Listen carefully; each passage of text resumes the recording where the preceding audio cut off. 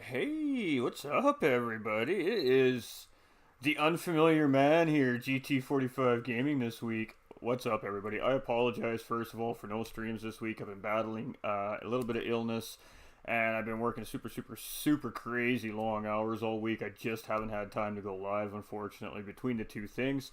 But we're back today. Now, welcome, everybody, to start with. I missed you all so much, so we're doing something a little bit different here today than what you're typically used to seeing on a Saturday here. Normally we'd be broadcasting for the guys you see on track here, the GTRC community, but today we actually had a charity event planned, and unfortunately we postponed that charity event due to lobby stability issues. So the charity event isn't completely gone. We're just going to reschedule it for down in the future for once we get the game to sort itself out. So here's the deal today, ladies and gentlemen. It's open lobbies, friends only, okay? So the only people that can come in and race today are members of the GTRC community, my community, the community's out there. Anybody who's got us on your friends list, you guys can get in here and you can come race here today. So if you want to race, jump on track. So what's going to happen is we're just going to do 5-lap sprint races on random tracks. Hair Razor's the host for the GTRC, so he's hosting a lobby, so it's all a surprise to me just as much as it is to everybody else out there today, ladies and gentlemen. So we're just doing 5-lap sprint races. You want to come and see how you handle against the GTRC boys, the Gran Turismo racing community. You want to see if you got what it takes to beat these guys. Get on track. Come and race these guys today. So we're going to open up the lobbies. You'll have about 5 to 10 minutes in between before each race to get some hot laps in. It's going to be a grid start with false start check, ladies and gentlemen. That's to test the false start checks and race on. So settings are a mystery. Everything's a mystery. Everything's a surprise each and every race. So if you guys want to come in and race with these guys, jump in, grab your favorite cars. Let's do this, man. Let's see some of the GT45 gaming crew get up in the lobbies here. Let's show these boys how we do it over here at GT45 Gaming. We got Sean coming in with the big time light too. Much love, Sean. How you doing today, brother? Alright, so we are back. We're most certainly back, and I do apologize. We're still not feeling the greatest. We had a pretty decent-sized ear infection here during the week, so it's disallowed me to keep headphones and earbuds over or in my ears, even for a remote amount of time. So we're still going without the earbuds, but we can at least get the headset comfortable over the ear now, where it's not bothering me too much. So we're live. So I'm not actually going to be on track with you guys and gals today. I'm going to be commentating for you guys today. So all these sprint races you guys are seeing here today are all going to be live. They're all going to be commentated, and you guys are the stars for today. So get on track and let's show everybody what you guys got, man. Come show your skill off. Come show your favorite cars. Come show your favorite liveries. Whatever you want to do, man. Just come and have some fun.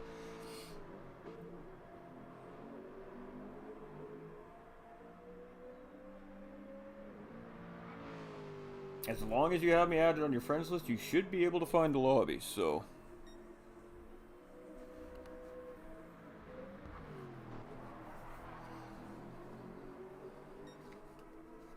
And we got all our usual suspects here from the GTRC group here. We got 750 in the Lamborghini, we got Super in the Lamborghini, we've got Type R in the Alpha.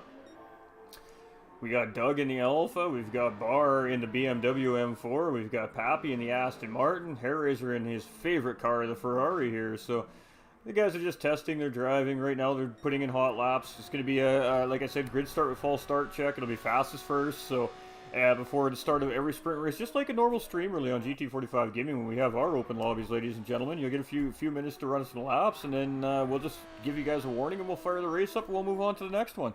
Vic coming in with the big thumbs up as well. How you doing, Vic? Much love. So we're back. We're feeling a little bit better. The stream's looking good. Everything seems to be running good today, so that's good. So yeah, we're gonna do this for basically as long as these guys want to run these lobbies for today, and then we're gonna shut the stream down and we're gonna fire back up a little bit later tonight. We're gonna do our very first ACC broadcast, guys, as far as me playing ACC goes as well. So be on the lookout for that a little bit later today as well.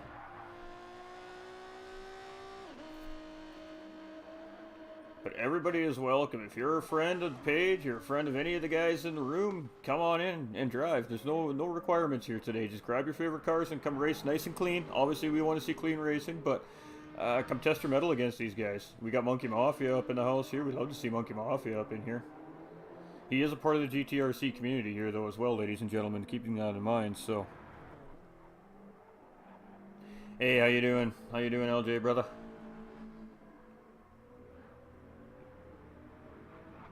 Jump on track. I'm sure these GTRC boys how you do it.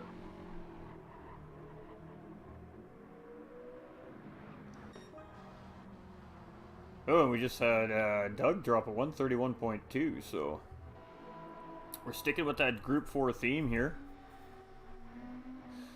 Ian coming in with the big thumbs up as well. My man. How you doing, Ian? Much love, everybody. I apologize again for the lack of streams this week. We're feeling better, and we're back at it here again, so. We're going to do some comms for you today. We're going to do some comms here for you today. That's the goal today.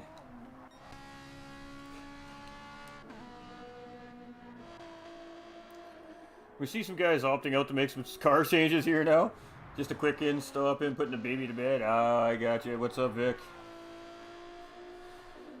Well, lobby's open to all followers of the page today. The lobby is set to friends only today, so it will only be community members and fellow racers that will be allowed in the lobby here today, but everybody is welcome. As long as you're a follower of the page and you got us on your friends list, you should be able to find the lobby here, so. Can't race till late tonight, are you doing? I'm definitely jumping on to ACC tonight. Practice probably wouldn't hurt, that's for sure, LJ. I gotta set my wheel up and everything still, but yeah, we will be on tonight for sure. Magic. That is up. All the love up in the YouTube and the Facebook here today. We're just checking on everything, make sure everything's working good. We haven't streamed in a few days, so seems like everything is working pretty good.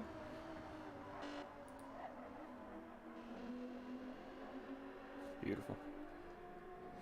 Alright, so these guys will probably give a race start warning here sometime in the near future, but yeah, get on in here, guys. Come fill these lobbies up. Let's get 15 guys up in these lobbies. Let's make these races juicy. If you can't find a lobby, let me know. Hey, take care, John. I'll see you later, LJ.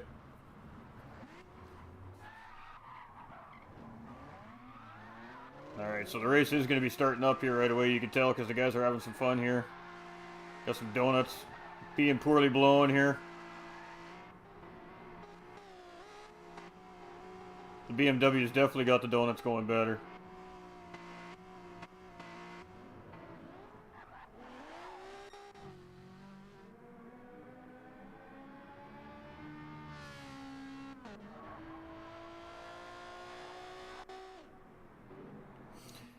Guys, lots of different car selection here on track too. Love to see that. We like to see the different cars. We got a WRX here, a couple WRXs, got some Alphas, we got a couple Lambos, we got a BMW, we got a Ferrari, got an Aston Martin. Scott coming in with the big thumbs up and the share. Hey, sexy, how you doing, Scott, brother? Much love, my man, much love. You guys are absolutely killing it here today. I missed you guys. I'm glad to see everybody popping in and showing that love. I was a little bit concerned.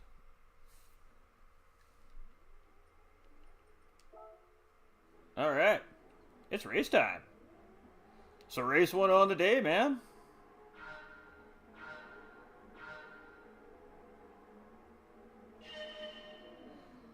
Ooh, good start by all the drivers here. So we do have just a few drivers on track, and we're going to have to set these options every single time. So we're with Doug as he was on pole. We had 2 wide going through the first corner. There was that Paddock Hill bend, I think that's called. if I remember correctly. So we got 2 Alphas up front, then we got WRX right shortly behind, then we got the BMW going really, really wide there. It's unfortunate to see the BMW going wide as Barr getting a little bit outside in the grass there. He's going to have to deal with some cold, dirty tires. We got Hair Razor going for a spin. Woo, guys are going everywhere here. Holy moly. All right, ladies and gentlemen, so we do have Doug in the early lead. These are only 5-lap sprint races, so we're going to have to filter through really quick. I'm not used to commentating such short races. So we got 2 Alphas running first and second. We got Doug and Super running. And then we've got Gibbo sitting here in third place. Gibbo is just cruising here as well. He's in that WRX. WRX obviously is a solid Group 4 car choice by a lot of the drivers in the game right now. It's a very, very powerful car. And you can see he's gaining on those Alphas very, very quickly. We got Barr in that BMW M4. Solid car. I was running that earlier today around this racetrack. It's a pretty solid car around the racetrack here. Type R in the WRX as well. Now in 5th place, we got 750 in the Lamborghini Huracan in 6th. Pappy in that Aston in 7th. We got Hair Razor after that little bit of an incident sitting back in 8th place, and Monkey Mafia as well. I believe he's in Toyota 86 there. Finishing up in 9th place here currently. So get your cars, get your games loaded up. We're on GT7 here today, guys, and the lobby is open to everybody that's a follower of the page. So they do look good. Just pop in a like, share. I only get GTS for a week. We'll be back on GT7 when I'm back home as I'm away dog sitting for a week. Oh, no worries. Much love, Scott. Much love, brother. Appreciate you. So Doug looking very strong here very early on. Doug's a good racer. And if you guys follow the GTRC races at all, Doug is always battling for podium position week in and week out. So not too surprised to see Doug up in the early lead here. But Supra is definitely up on his business here. And this isn't endurance racing, so this is a whole different ball game here. We're going to see names, different names in different spots we're used to seeing in these endurance races with these guys as well. Hot lapping and endurance racing are 2 different beasts. Barr up here just coming through Surtees himself right now with that BMW M4, and he is on purple. Everybody's on purple, looks his lap too. We've got Type R in 5th place. We got 750 in 6th. We've got Hair Razor moved all the way up into P7 here now, getting around Pappy and Monkey Mafia there. So Hair Razor starting to make some moves back up the field here, but he is running out of time. These are only 5 lappers, guys and gals. So the races are going to go by super, super quick. I'm going to do my absolute best to keep all the action here for you, as it's tough when you're by yourself. But Nolander too, brother, if you're watching, man, we got room for co-coms right now if you want in, my man. We see a half-second penalty here on Supra, which is really unfortunate. That's going to cost him about a second at the end of the day here. Actually not the worst spot for the penalty burn here, though, so it might not be too bad for him here. Actually managing to be able to get back in front of Gibbo in that WRX, just in front there. So good job by Supra to serve that penalty and not lose his position. Just a little bit of time on the first place driver, Doug, and we got a little bit of a battle between Type R and 750 starting to develop here. 750 has got that Lamborghini cruising right now. Let's see if we can get the move done on Type R here.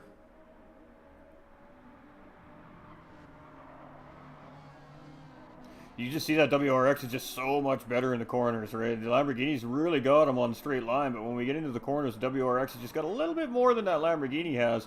Again, Lamborghini's not the easiest car in the game to drive right now either. Those mid-rear engine cars are tough, but you see him trying to make the move. He took a look inside, decided to back out there.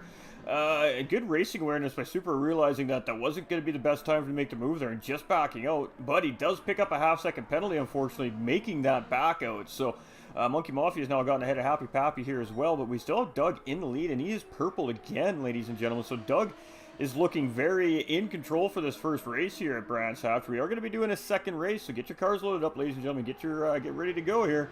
We got, just get a little bit in the grass here. We went sideways. That's going to give Super a chance to really gain some steam here on Doug.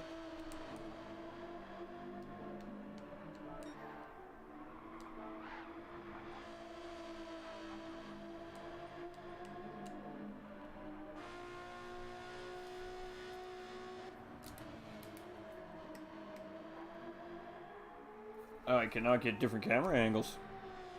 That's unfortunate. It's TV camera as it is, chat. Alright, so Doug with a 130.7. That's a pretty good lap there from Doug in that Alpha right now. The best laps I've seen during practice earlier on were in the 131s, so he's cooking. And you can see the drivers are on the racing medium tires. Now, these guys typically run on the medium tires in their championship series events, so it seemed only fitting that, of course, the drivers stay running on the medium tires. But in all honesty, I kind of like the medium tire in the game. Solid tire. I mean, I can run close to soft times for myself personally on the medium tires. For myself personally, my own soft times, that is. So The medium tire is a solid tire. I enjoy it. Not everybody. I mean, everybody has a difference of opinion on that, obviously. But I feel like the tire model in the game is a little more realistic to compared to GT Sport. So we got a really great battle here for first and second place. This might go right down to the wire between Doug and Supra here. We'll have to see as we're coming around these couple of little bends here. Doug taking a lot of curb there. He might pick a penalty up for that. Oh, and Supra picks up a penalty. He didn't take nowhere near the amount of curb. So both drivers do have that half-second penalty. So this is going to be really good for Gibbo here sitting in third place. So Gibbo's just sitting back looking at these two half-second penalties in front of him. These guys are going to serve him right here. You should give him the opportunity to close that gap on these drivers up ahead of him. Let's get through the field real quick. Let's see what's going on. We got Hair Razor getting around Type R. So Hair Razor's back up into P6 after his spin early on in the race here. Ooh, Monkey Mafia get a little bit wide there. Managed to keep it together. So he managed to keep that car together. And Pappy just closing up behind him there. So we do have Doug coming around. And both these drivers got to serve these penalties on this final lap here. So this is crucial for Gibbo to really gain up on these two drivers here. Gibbo needs to put that WRX into high gear, hit that nitrous button, and get caught up on the back end of these guys. If he can be on the back of these guys at that penalty zone, he should take first place for this race. So, good looking race here so far. Gibbo's a fast driver too, ladies and gentlemen. He's a pretty quick driver, so seems like these alphas are quite dominant here so far at Brands Hatch so early on. So it'd be interesting to see if some of these drivers stay in the same cars or if we see some of these drivers swap cars in the next race. Going to be doing 2 races on each track, I believe it is, ladies and gentlemen. So, and then of course the lobby will get shut down and turned back on like we always do here at GT7. But it's just a fun day here for you guys today. Unfortunately, we don't have the Bright Futures charity event running today. The lobby situation, I felt it was too unstable to run an event of that magnitude properly and give it the show and give it everything it actually properly deserves as a charity event. So we're just postponing the event until further notice once the lobbies are in better running condition and I'm satisfied with the condition and the shape of the lobbies.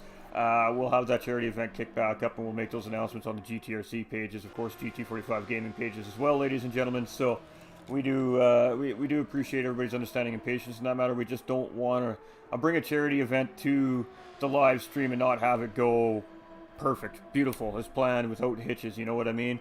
It's super, super important. We got Doug coming across with the dub. Super gave him a good run for his money, and Gibbo was right there for third place. Barr coming across in fourth in that BMW. 750 managing to hold Hair Razor off for P5 here.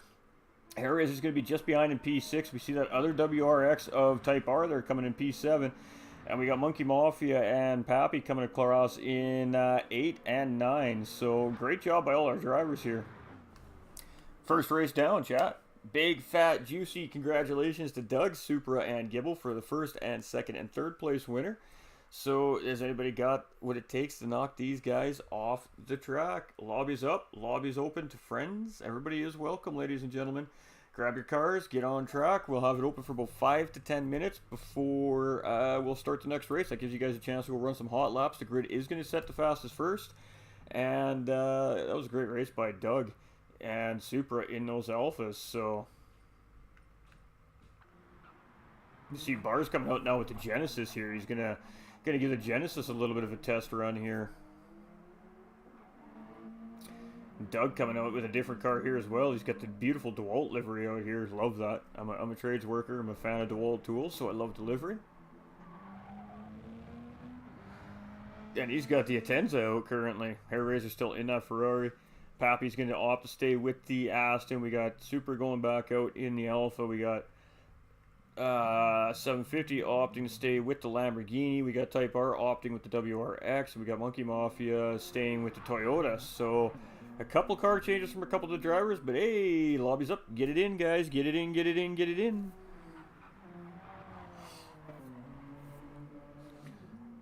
We're just doing stream monitors. I haven't streamed all week. I'm just always concerned about how the stream's running. Scott coming in with the mega shares. Much love, my man. I appreciate you. Jason Dean coming in with that big heart as well. Ian with the heart.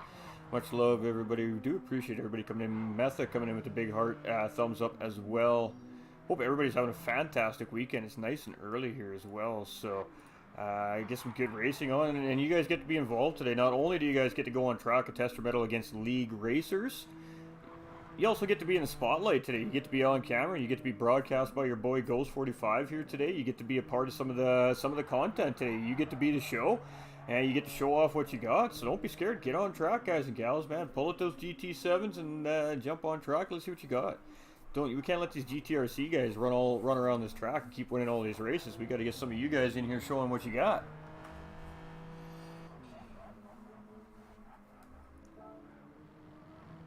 I think I need to shut my wheel off. I think that's why I'm having spectator issues. I was in the rig driving with the guys a little bit earlier today, so.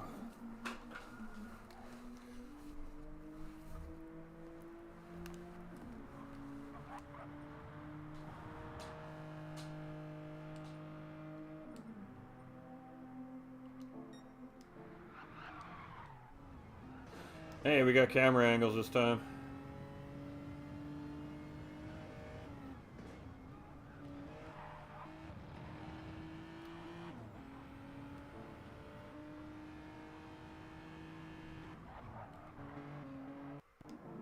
Fantastic. Fan-bloody-tastic.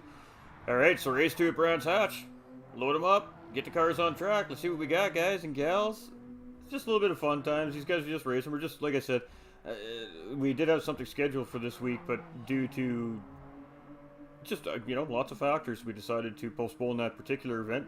Fill the hole with some fun races. So everybody really is welcome today. You should be able to find a lobby as long as you have me on your friends list or any of the gentlemen on track here. If not, you do need to add Hair Razor or I'll start hosting the lobbies. But I was hosting the lobby earlier, and the guys were having some of the UK guys were having a little bit of glitching issue, which means they're just too far away from the whole server. So we've just allowed Hair Razor to remain host and not change anything. These guys are used to running on his hosting connections, so we'll leave it at that.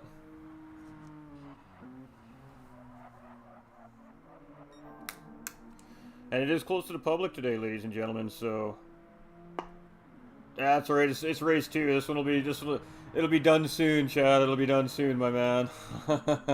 It's going to be a mixture of cars today, too, ladies and gentlemen. We're going to see Group 4s, Group 3s, Group 2s, Group 1s, maybe some Miatas at some point. Yeah, guys are going to be changing up. It's just a fun day, so. These guys will probably fire this race up in about another 3-4 minutes, and then we'll reset the lobby and move on to a new track, new car combo.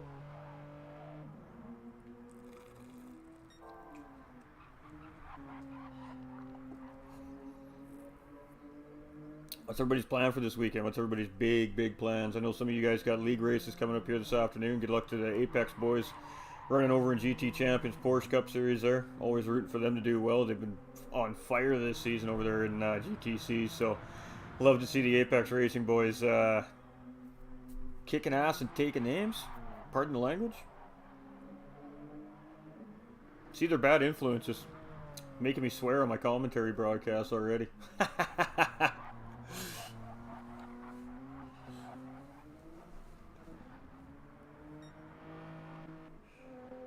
There we go. Now we got some different cars. We got a Genesis. We got that Mazda. What else we got? We got the Ferrari. We got a GTR up on track. Love that.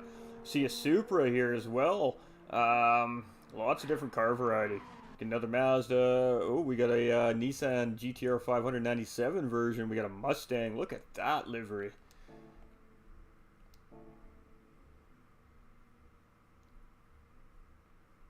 Woo-wee. That is bright. Love it.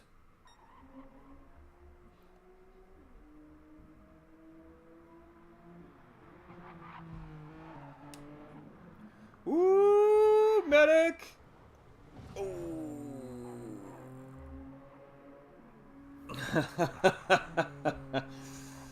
I forgot I got all these fun little buttons.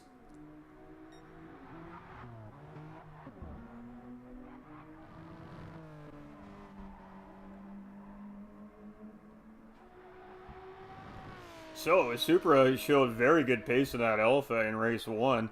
So, currently, he's definitely going to be the guy to look out for us. He's got the same car here in race 2. But, ooh, there we go. She's race time. Giggity, giggity.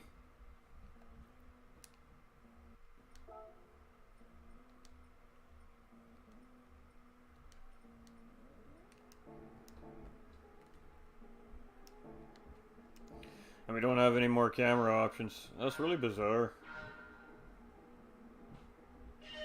All right, we're off, chat. We got, ooh, that Alpha got a really good launch right there. You see him trying to squeeze in between that Mazda and Bar there in that Genesis, and then Super might get the whole shot here coming around the outside of Paddock Hill Bend. Tough pass to make with cold tires, though, and he gets it done in that Alpha, so Super very quickly moving into the lead, but you have past Doug and Bar.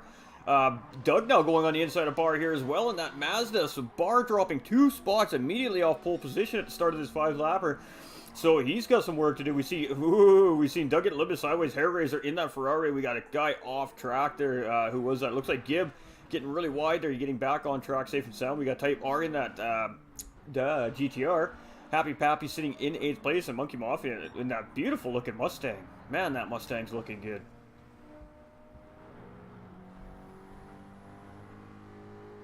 That is a very nice looking livery, my man. I love that. Love that. A little bit of pride livery going on right there. Chad laughing. Ooh, the Alpha gets out wide.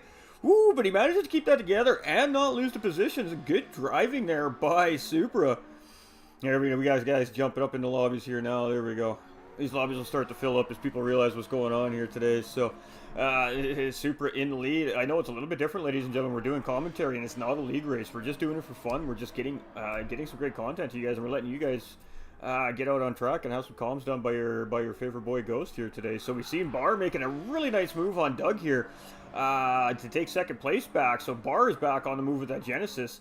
And just love to see the different cars on track. These guys really putting some variety out on track. We got Hair Raiser up in a P4 now, and he's starting to track down 3rd place driver Doug as well in that Atenza. So we all know that the Atenza got a major nerf a couple weeks ago in the update. Ooh, and Mazda getting a little bit wide there. Gil getting a little bit wide in that Mazda. Managing to keep it together, though, coming down through Paddock Hill Bend there. Gonna have a little bit of dirt in those tires. Yeah, Toyota Supra is 750 here, now starting to gain a little bit as well. We got Monkey Mafia is looking pretty solid in that Mustang currently. And Mustang Group 4 car is an interesting car. He looks like he's having some fun with it. You guys want to see a unicorn, all you got to do is look at Monkey Mafia's car and you'll find yourselves a unicorn. Then we've got Pappy in that GTR 597 version. They get a little bit wide there. Cersei's not being nice to Happy Pappy there, as you see Type R just getting ahead there in that GTR. So he got out in the marbles at Cersei's there, and you know, we all know that's a dangerous place to be on Brands Hatch. Coming into Cersei's, you don't want to get too wide there. You get into those marbles and it just likes to hold you out wide, and we just saw that there, unfortunately for Happy Pappy. But we have a battle up front here. We got Supra in that Alpha trying to show some Alpha dominance here, but Bar is quickly closing up in that Genesis. Doug is really having a hard time keeping up in that Atenza there. As you can see, another Atenza out just wide behind in Gibble. And Hair Raiser is going to try and get this move done on the outside. Doug is not giving him an inch of room. He is squeezing him. He is making him work for that pass. We're going to stick with this battle. We got a good one here. And is Hair Raiser going to take a look here? He does leave enough room for Hair Raiser to dive inside there. But Hair Raiser is just sitting patient. He's like, all right, mate, I see you. I see you. I see what you got going on here.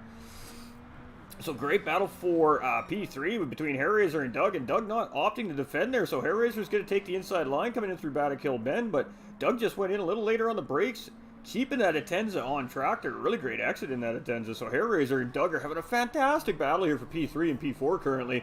And Atenza showing a little bit of prowess still, even after that very large nerf it received a couple weeks ago. Still showing it's got some gusto on track here. So let's rip through the field here real quick. Let's see what else we got going down. We know we got a battle for first place here as well, so we got to keep our eye on that. Hey, good evening, Mel, coming in with that share and that like. How you doing, darling? I hope you are very well today. And Bar, he is doing everything he can just to stay in that draft of that Alpha right now. That Alpha is showing some really good dominance here on the track at Brands Hatch. So note to self, ladies and gentlemen, the Alpha's pretty good at Brands Hatch. As Bar is doing everything he can to chase him. But let's get back to this P3 battle here. As we see, Hair Raiser's actually lost a little bit of time on Doug here. So I'm not sure if there's just a little bit of racing incident there, or if just Hair Raiser made a small mistake. Because now we see Gibbo is up on the business back end of Hair Raiser, starting to give Hair Raiser the business here. So you got that 69 Ferrari absolutely cruising on the track. And the guys are doing a pretty good job here. They're not too far spread out.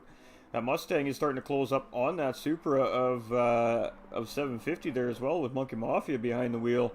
And then we have Type R, and that is a NASCAR style Mustang right there too, ladies and gentlemen, just for the record. And then we got Happy Pappy here in that TT500. So the guy's not too terribly separated here. I'm doing better, Mel. I'm doing better. We're starting to feel a little bit better here. It's nice to be live and hanging out with my peeps and my community again, my racers and my, yeah, it's just fun. Happy to be here today. Happy to be here today. Got lots going on, so it's nice to just sit back and chill and hang with the fam. So Super on a fastest lap, and he had a great corner there at Cersei's. As you can see, Bar it took a little bit of a semi-racing line where Super just absolutely hummed that Alpha on the racing line. Bar's catching on him here. It seems like that Genesis has a little more pull than that Alpha in a straight line, and he is up on the back end of him here now. We've got Doug currently sitting in third place, and we got a battle between Hair Razor and Gibbo here now for fourth and fifth place as well. And that 750 Monkey Mafia is starting to heat up a little bit too, as well as these guys are starting to close up. And these sprint races, you have to kind of keep moving through the action as quick as you can because, well, they're short races. We got Type R and Happy Pappy starting to close up on each other here. So we got little mini battles all the way through the pack here today. In race 2 here at Brands Hatch, and Super looking very strong. Oh, and Super's getting really wide. That is going to be great for Bar. And ooh, Bar just missing. Getting collected by Super there. Super's going to try and get back on track, and Doug's also going to pick up P2. We see Hair Razor coming around P3, and Gibble's going to pick up P4. So really unfortunate there for Super on that Alpha, just making that mistake there, getting wide coming through Paddock Hill Bend, getting into the sand there, and that spun the car out sideways. You've seen him make contact with the wall there, so he's going to have some damage there as well. So really unfortunate for Super, as he looked like he had this race well in handle there, but all it takes is a mistake when the racing is this close. The Bar is, he's got a 3.5 second gap out front here now, so as long as he keeps everything together, he should be looking good. Ooh, we see Super having issues again in the background there as well. So Doug just coming around Cersei's with Hair Razor, and Gibble still battling here. Now this is a battle for P3 now suddenly, so we're going to stick with this battle here as these guys are coming across. This is where the battle's at, so this is where we're going to be. And Hair Razor is going 100% defensive here. He does not want to give Gibble that racing, that inside line coming around this corner here. Ooh, Hair Razor caught a little bit of crossway. I got that Ferrari sideways, so that's going to give Gibble a run on him here in behind in that Altenza. So we'll have to see. It's going to come right down to the final couple corners here, ladies and gentlemen. And now we see Super is also getting back in this battle with that Alpha as well. So we have a three-way battle for P3 here. Barca should be able to bring this one home by the looks of it here, so we're going to stick with P3, P4, and P5, because this is where all Super is getting all kinds of sideways again. As you can see, he's pushing so hard here to catch up. This is sprint racing, ladies and gentlemen. You can see these guys push a lot harder in a 5-lap race than you would a 40-minute race. So tire wear is not factoring in, fuel's not factoring in. It's just run the best lap you can and as consistently as you can. And, ooh, wow, that was some great racing right there by Hair Razor, managing to keep P3 from Gibbo there, and Gibbo managing to keep P4 from Super. So we got Bar finishing in P1. We got Doug finishing P2. We got Hair Razor in P3, Gibbo in P4, Super in P5. We got 750 in P6, Monkey in P7. We got Type R coming down right now in P8, and Happy coming through in P9, ladies and gentlemen. So great job by all the racers again, and congratulations to our top 3 finishers, Bar, Doug, and Hair Razor. Doug with 2 podiums here early on in these sprint races today, so a really great job by all these guys. And we're just keeping an eye on the chat here. I believe they're going to be setting up a new lobby here now, so get in your cars and get on track. You coming, Mel? Come race.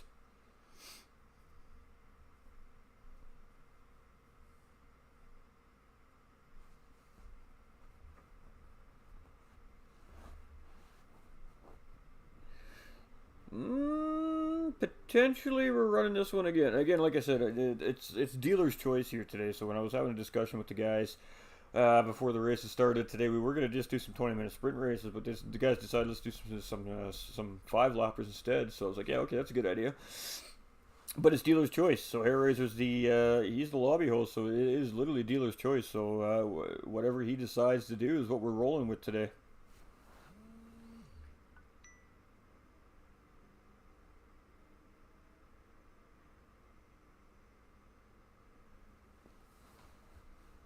So Doug is going to do a worst to first challenge, it looks like, is the plan there. As I just seen a message come across in game chat there that he's going to go into the back of the pack for the next race. Nolander coming in with the thumbs up. How are you, my guy?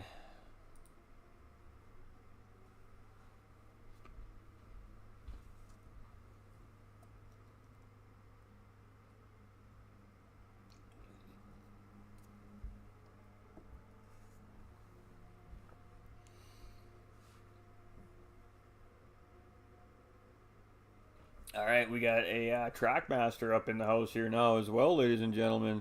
This lobby's open to anybody on the friends list. You guys search it up, jump on in, and get involved with these guys. Come race with these guys, man. Come show these guys what's up. Test your mettle against some of the league racers here. See how you fare out against these guys. There's some quick guys in here, man. Some clean racers in here. So, you want to test your mettle. You want to see where you're standing against some of these guys. All you got to do is jump on track and race them.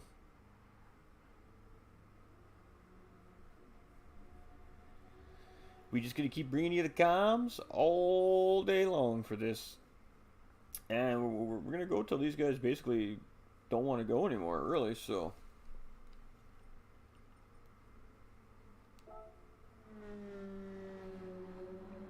and I love the fact that the guys are opting to take different cars as well.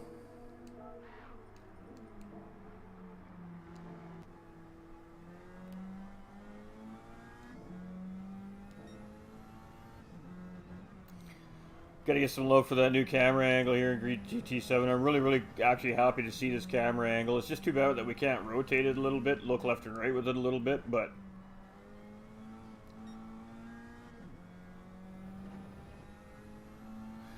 just gives you a really good perspective of what these guys are dealing with in these race cars in real life. You know, not only are they driving at extremely high speeds, having to worry about where the other guys are around them on track, they got to shift, they got to brake, they got, yeah.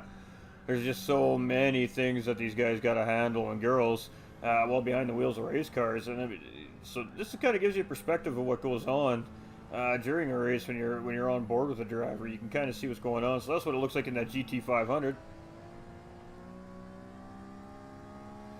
We're in that Alpha here with Gibbo, I believe.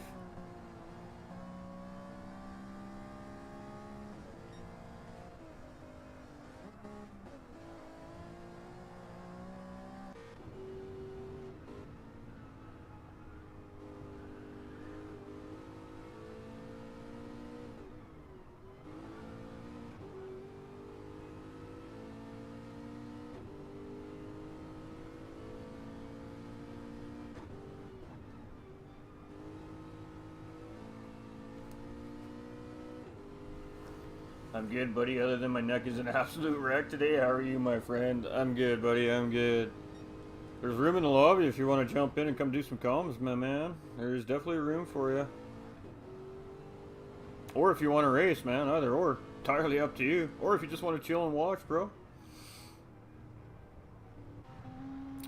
So we got Pappy here, and I'm not sure what he's in. We'll have to go outside and check out the TV cameras here in a bit to see what these guys are actually in, but... Ooh, it looks like a little Suzuki Swift here. Looks like Supra's in the Suzuki Swift here. Love it.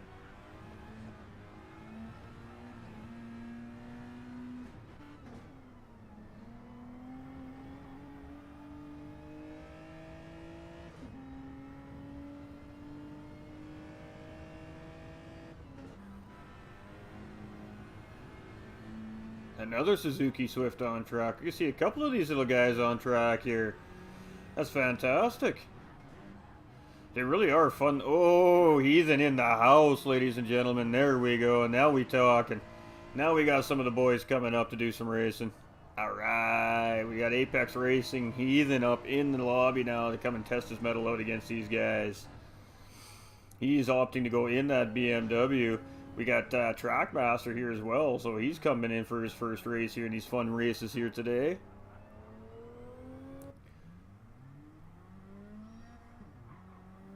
No-Liner B-Fam coming in with the big thumb up. Much love, my guy. Much love. So there we go. Now we got 11 guys on track. So now we got some juicy racing happening here.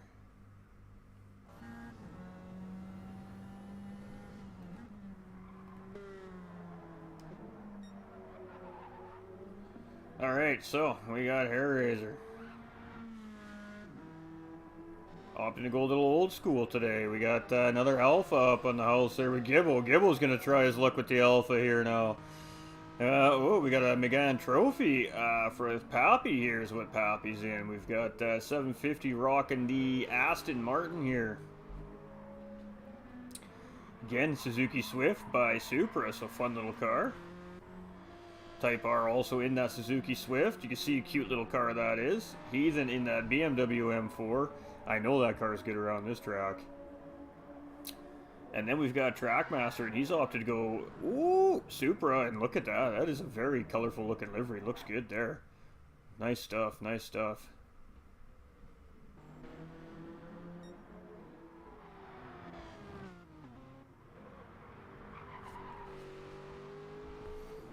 Howdy y'all, howdy Tim, hope y'all are well today. Absolutely. We're beautiful today, we're beautiful.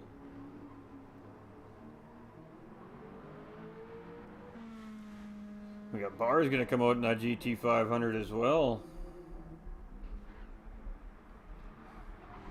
We got a Viper out on track. Hey, there we go.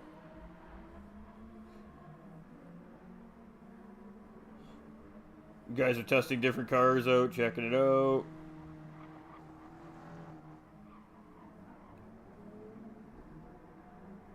I bet you the Scirocco would be good around here too in a sprint race.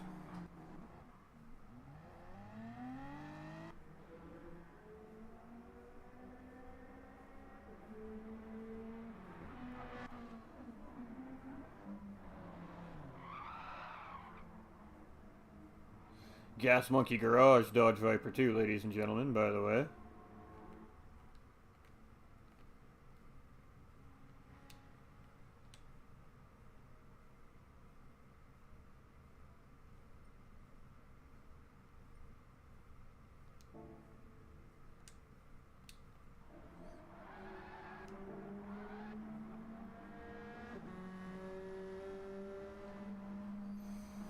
This is going to be an interesting race. Definitely a variety of cars on the track again. And that's what the best thing about sprint races is. The guys, you just never know what guys are going to take out on track. It's always a surprise. We got all kinds of neat little cars on track here for this one. So this should be an interesting little sprint race. And let me tell you, commentating sprint races is a lot more hectic than I would have expected. Especially as the field starts to grow and we start to fill this racetrack up. Things are going to get absolutely crazy.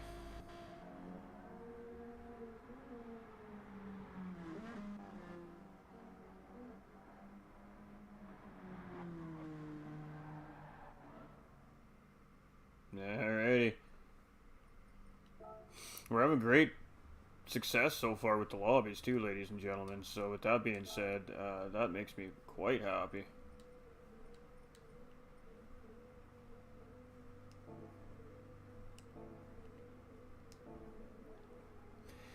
Three reds, four reds, five reds, waiting for the green, waiting, long light. Oh, we got a false start in the back. Heathen false started in the back. That's unfortunate for him, so that's going to put him very early on in the back of the field. He's going to have to catch up.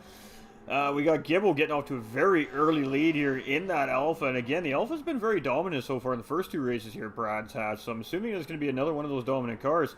Supra, though, in that Swift. Let's see what the Swift has got against all these bigger, more powerful GT4 cars here. We got an Aston. Man, what a variety of cars here we have today. We have 750 in third place. Hairraiser putting pressure for fourth, and we got a debacle happening here.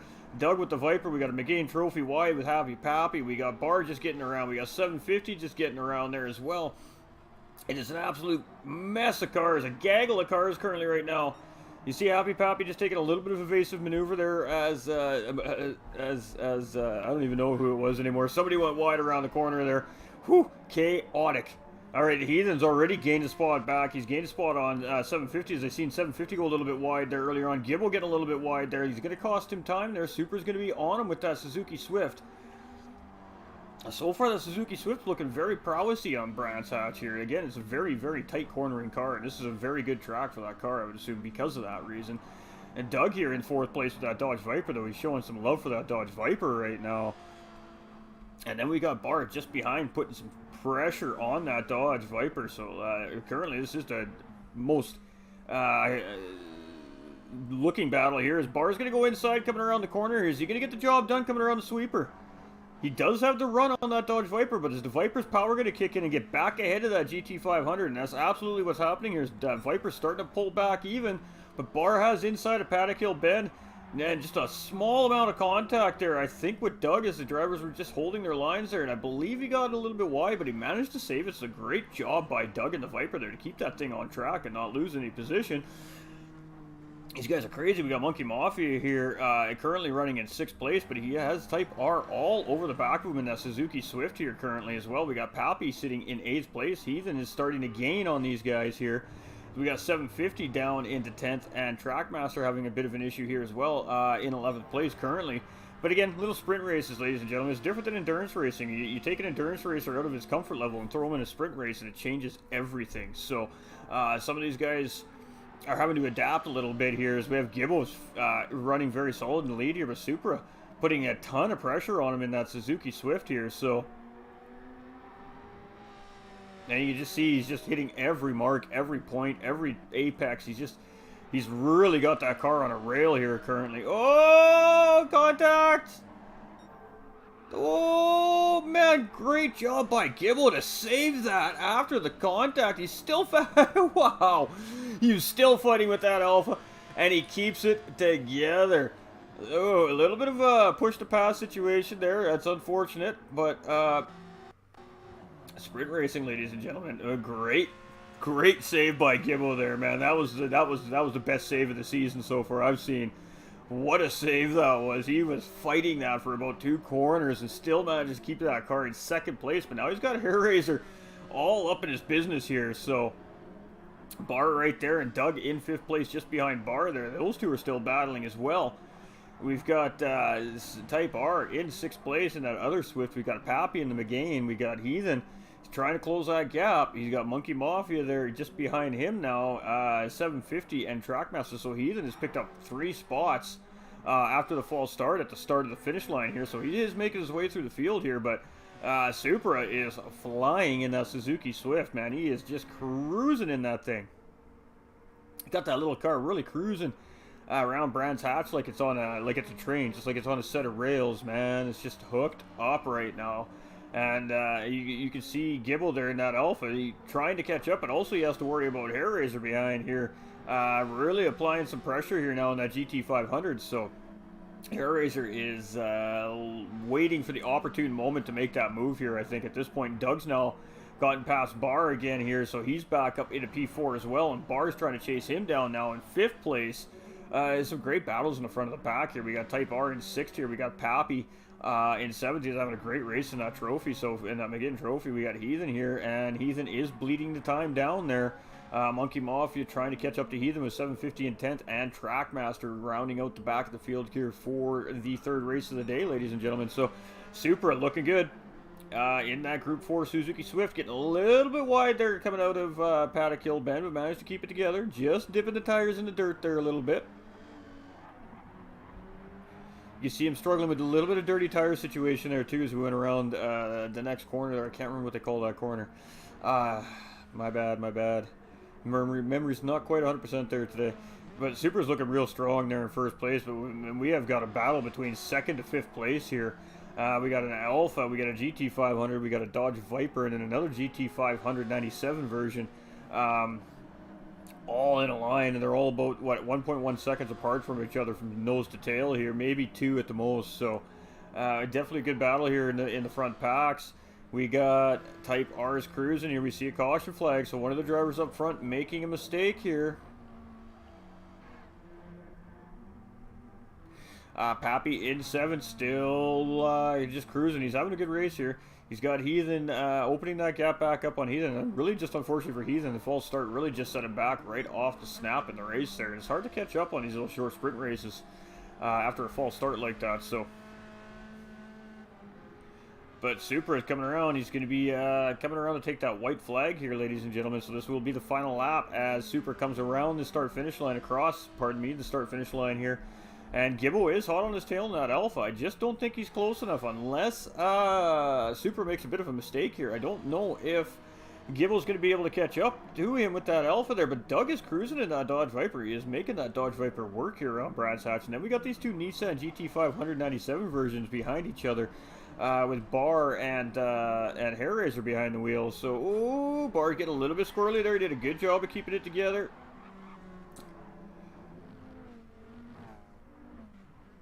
And looks like Gibbo made a mistake there now, and he's dropped back quite a few spots all the way to 5th place. So And Doug's now moved up into P2. We got Hairraiser back into P3. And Bar's just sitting there staring at that podium currently in P4. We got Gibble now in P5. We got Type R in 6th.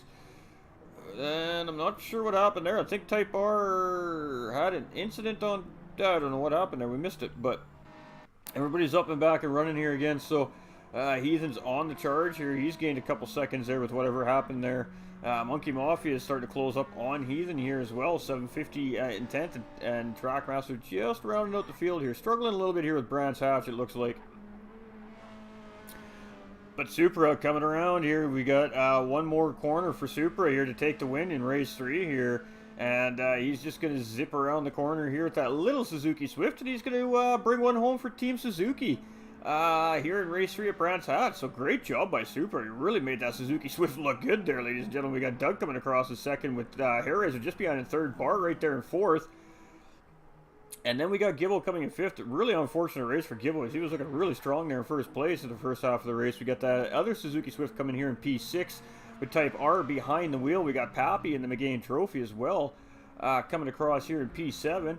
And then we've got Apex's Heathen coming in. He is under pressure from Monkey Mafia. Drag race to the finish. Ooh, and Heathen just gets it out of Monkey Mafia by 2/100ths of a second. Great finish there by those two drivers. We see 750 coming around in 10th, and Trackmaster rounding out the field here in race 3 in 11th place. So congratulations to all the drivers there. And let's save that replay just because. All right, now I believe we're going to see a new lobby open up. That was 3 races. I think that's the max that these guys are going to do per track. So we should be moving to a new lobby, probably a new class of car, a whole new track, and see what kind of fun we got in store for the next set of races. So great job by all the drivers on track.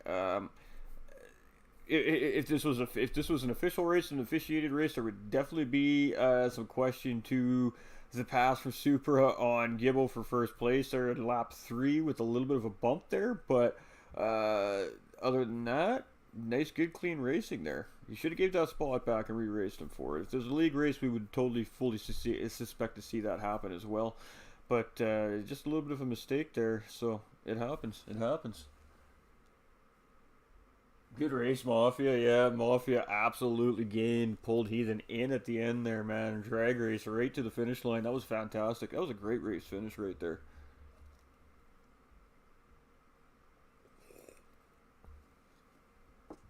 All right, let's switch up the track and class.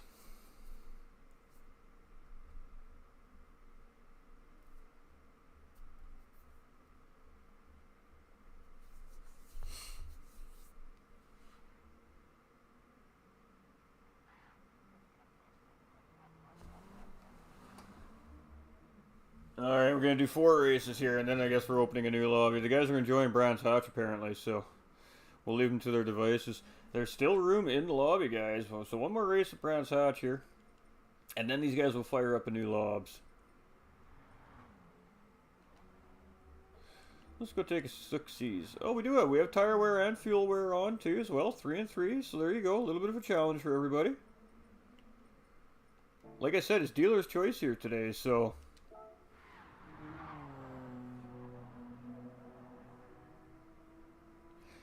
So Doug is coming out in what looks like it is the Genesis. I believe that's the Genesis. Whoa, we had some serious lag spike there. We got Hairraiser now coming in with a Suzuki Swift. We got Pappy's coming out with what looks like to be the Alpha. Bar going back to the Genesis again. Oh, Super's going back to Lambo. All right. Type R is just chilling. Monkey Mafia is going to opt to do the Alpha here as well. So we're down to 8 on track currently. I promise there's other tracks coming, guys. I promise. I know Badass is just grinding to get in here and show these boys what to do, but he just doesn't like the track.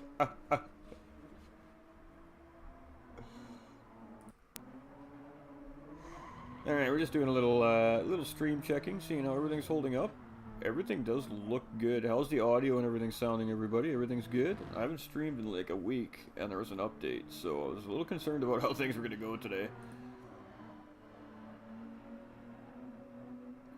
typically with a software update for my streaming software means I got to do a driver update shortly thereafter. And so far everything looks pretty good. Actually, we're streaming on 3 channels currently, so everything seems to be holding up actually really well.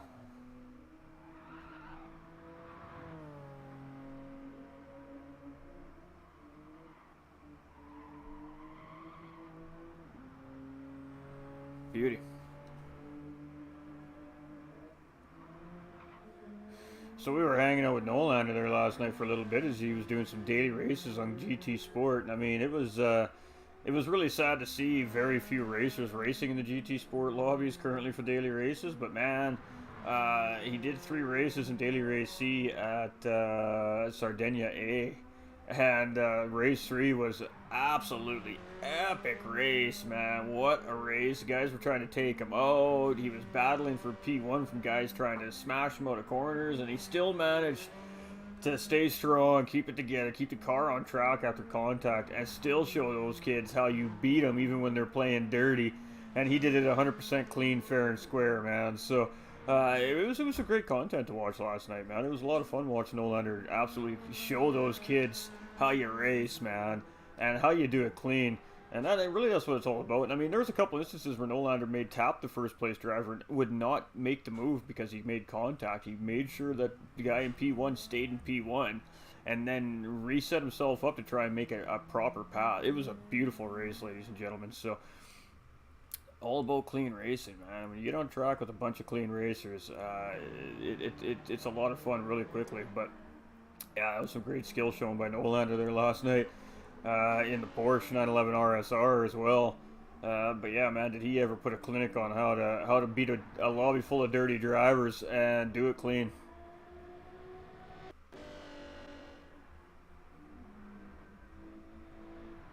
Oh, pit penalty. That's unfortunate.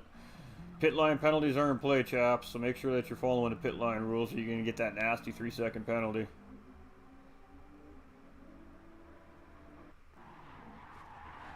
Gibbo opting to go back to that WRX here as well.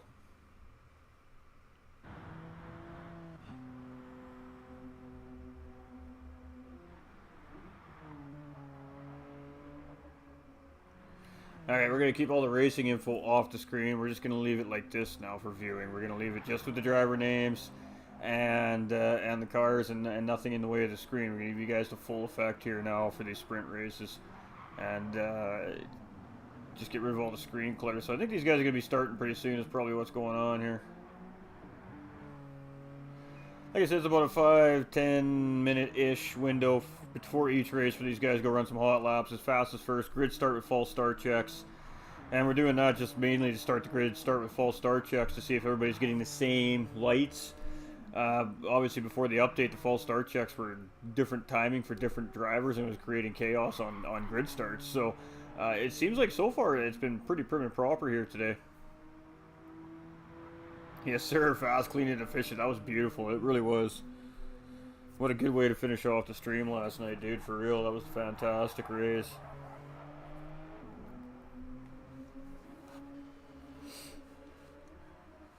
I'm having a little bit of a hard time hearing in my left ear due to the infection in my ear right now, so it's starting to bug me a little bit, but we'll make her. We'll make her through.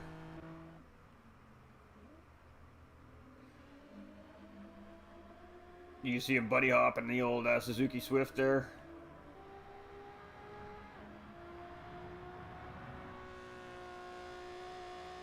I mean, that is a bright car. There's definitely no reason, no way a driver could say they didn't see Pappy on the racetrack, because that car is bright.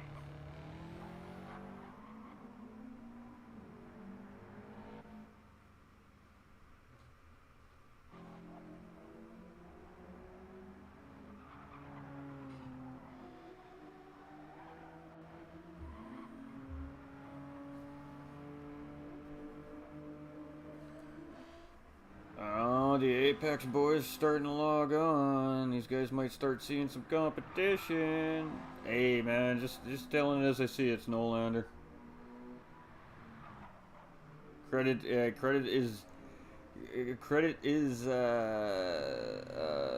due when credit earned. That's what I was looking for.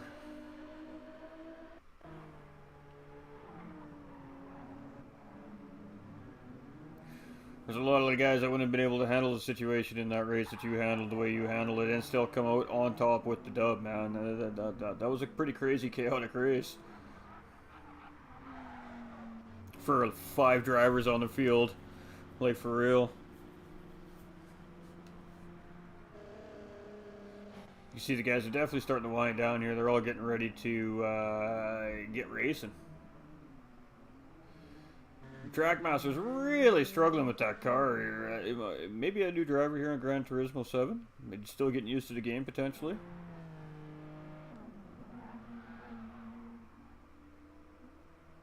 Struggling a little bit with Brands Hatch here.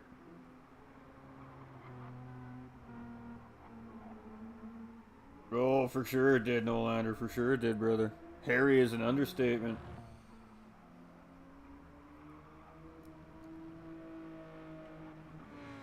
Woo! Supra's doing a really good job of driving that very difficult car.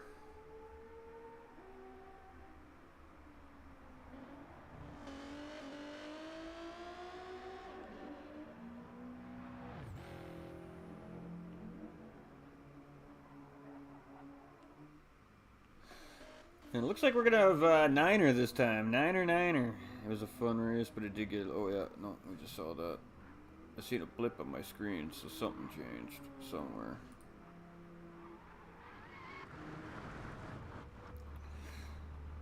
Alright, let's get this kicked off so we can get a new track. Let's get into some Group 3s or 2s. Let's amp it up a little bit.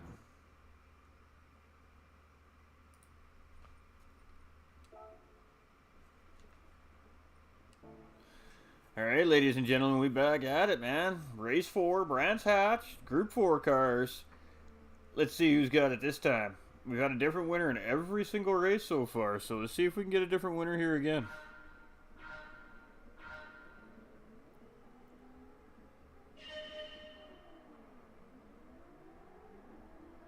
And again, the Alpha getting a really good start there. You've seen that WRX get a good start there too, and both the Genesis cars... nose to tail, side by side going through Paddock Hill Bend here, getting the whole shot there. Oh, you see Super in the background with that Lamborghini. Just trying not to make contact with the drivers in front here. So we got a big cluster of drivers coming through T2 here. All the drivers doing a really great job so far, keeping it all together. We got contact between Barr and Doug there. But really, let's watch this mid-pack here. This mid-pack is just absolutely insane right now. The Supra's forced wide out on Xerxes there. You've seen Hellraiser having to cut a little shallow not to make contact there. It looks like everybody got through there, though. And boy, oh boy, we're in for a good race here this time, it looks like. And Trackmaster just falling behind a little bit, but that's all right, man. Keep getting those reps in, brother. Keep getting those reps in.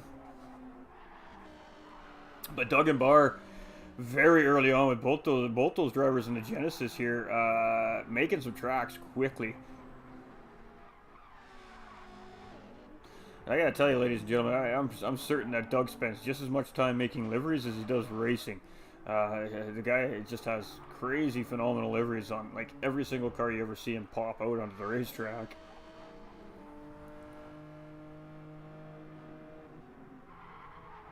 You can see there's a sizable gap. I mean, we're talking 2.5, 3 second gap from second to third place here with Pappy in that Alpha. And you see Supra is now in 4th place. But he has gotten wide into Paddock Hill Bend. He's done a great job to keep that car underneath him there. Wow. He's obviously going to lose some positions here, but he managed to keep that car from spinning, so he's still in the fight here. You can see him really squeeze the Type R a little bit there. Almost not giving him any room to get through there, but that Lamborghini is no joke to drive, man. It's a beast. It's a beast. And you can really see Type R's jockeying, trying to find a way around that Lamborghini currently here. And you see Supra's gone wide there again. So, doing a great job of getting back on track and not collecting anybody while doing so. But Type R should be able to get this move done here now. The Lamborghini just has that straight line speed on that Suzuki Swift, which is really unfortunate. But we still got this battle for P1 and P2 here between Doug and Barr.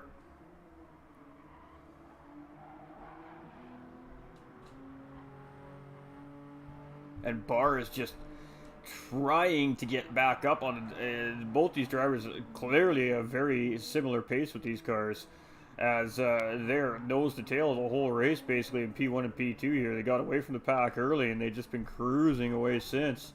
And then we've got 750 now in third, Hairraiser in fourth, Gibbo in fifth, Monkey Mafia in sixth, Type R in seventh. Pappy must have made a big time mistake there as we see him all the way down in P8 there. We got Super now in P9, and Trackmaster still hanging in there. Hang in there, brother. Nice job. Great job by Trackmaster there to keep that car underneath him.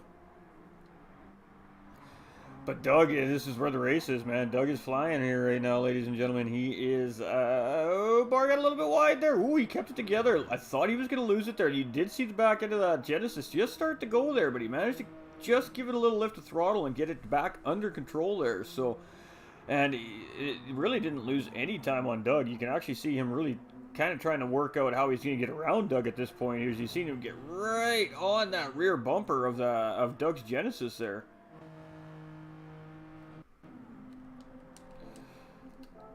Unfortunately, we don't have any camera angles in the racing for some reason, and that's really frustrating, actually.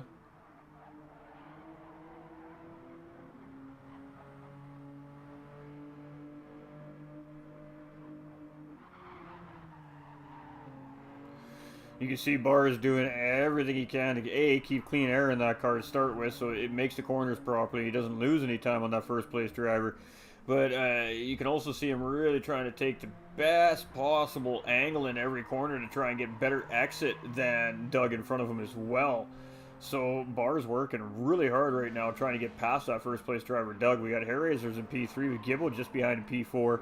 We got 750 here in P5, and he's in that looks like a Jag. We got Type R back in the Swift there as well. He's moved up into P6. Monkey Mafia's in P7. We got Pappy in P8. Supra all the way down to P9 here. Struggling a little bit with that Lamborghini, and Trackmaster in P10. So the guys are doing a great job here. Keep it up, everybody. Fantastic racing for these little sprint races. But the battle for this race is definitely between P1 and P2, between Doug and Barr. And Doug's opened up just a little tiny bit of a cushion on Barr here currently.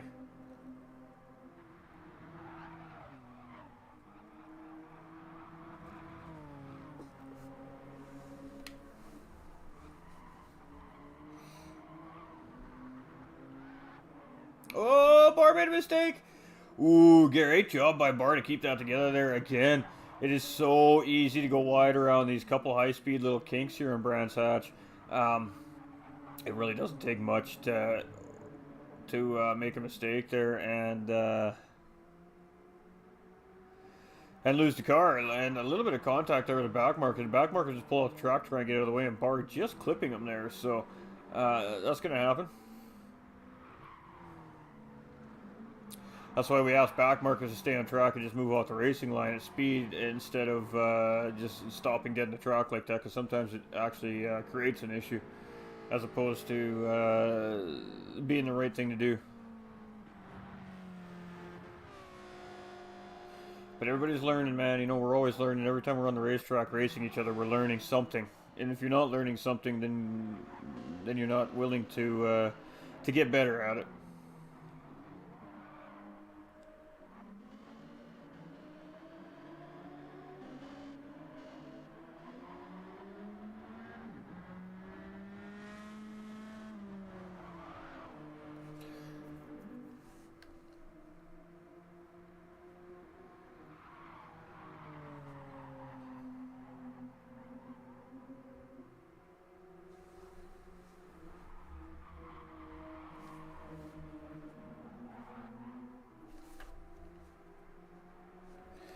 Alright, just having a little technical difficulty. We're just sorting that out. Oh, that's it. That's it. Barr has gone really wide this time. He manages to save it again, though. That was a great job by Barr to save that car, but he's definitely lost any shot he had of getting around Doug for first place there. As you see him pushing really, really hard there. And he's just not going to get the job done as we're coming to the final laps here, so... There we go. Doug with the dub. We're going to have Barr coming across in P2 here. Ooh, he's going to do a little slidey. We got Gibbo's going to come across and grab podium here with that WRX for P3. So great job by Gibbo there. We got Type R coming across at P4. We got Harryzer at P5 and Monkey Mafia at P6. Those drivers only split by 3/4 of a second roughly. Pappy coming across in 7th. Super coming across in 8th. We got Trackmaster coming across in P9. And we lost a driver. Alright, so great job by all the guys on track there. And I believe now we're going to be opening up a new lobby with different car, different tracks, the whole 9 yards, ladies and gentlemen. So I believe, I don't know what it's going to be. It could be Group 3, could be a Group 2, could be a Group 1. Dealer's choice, like I said. So whatever the lobby host decides is what we're running. Aaron, how goes it, buddy? How are you? Mr. ATB in the house, ladies and gentlemen. Hope you're well, Aaron. Alright, so we are searching for a new lobby, so we'll just give them a couple of minutes here. Get that all sorted out. Let's see who else we got. Oh, Mr. Realm is on as well.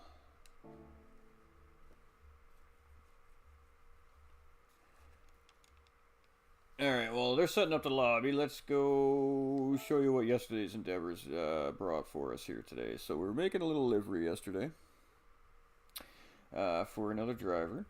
For OFR North America Division. I need to put some oil change in that car.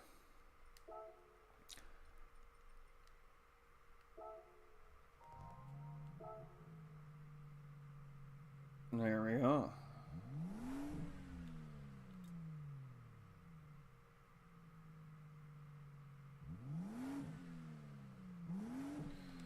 Let's take it to the livery editor where we can give it a proper show.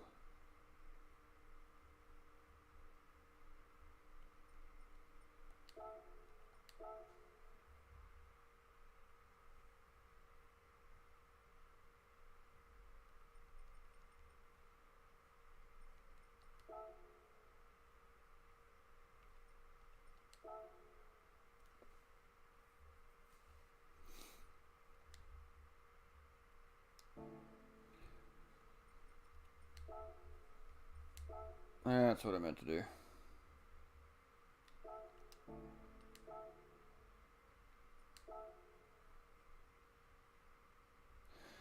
Alright, so a little Toyota Super livery here. This is what we did last night off stream. Instead of streaming, we were making liveries. But, yeah, so we made this for LJ. So this is a league that LJ Rockefeller Racing Super Ninja is a part of. Of course, obviously it's got the Rockefeller stuff on it as well, as that's the team that we're running for.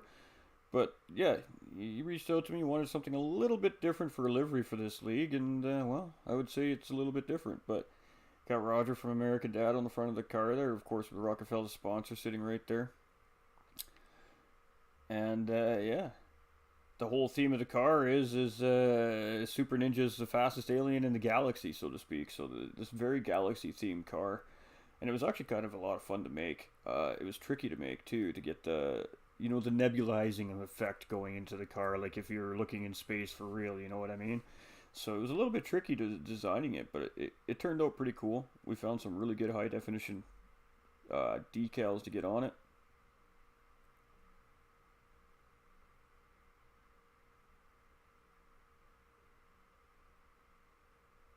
So yeah, we'll be seeing that on the broadcast tomorrow, ladies and gentlemen. Well, LJ tries to go for a victory with the GT7NA division.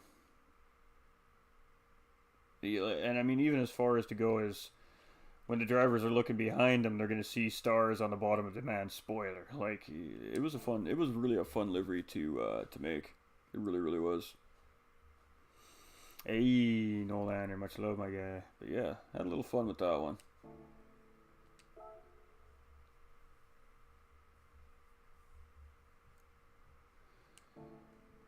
He said he wanted something different. I am the guy when you want something different. That is for sure.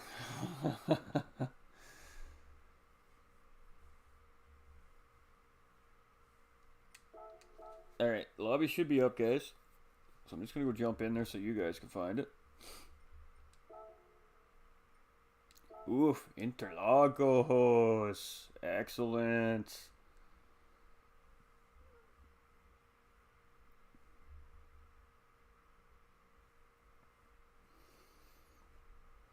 Hey, how's it going, Nuclear?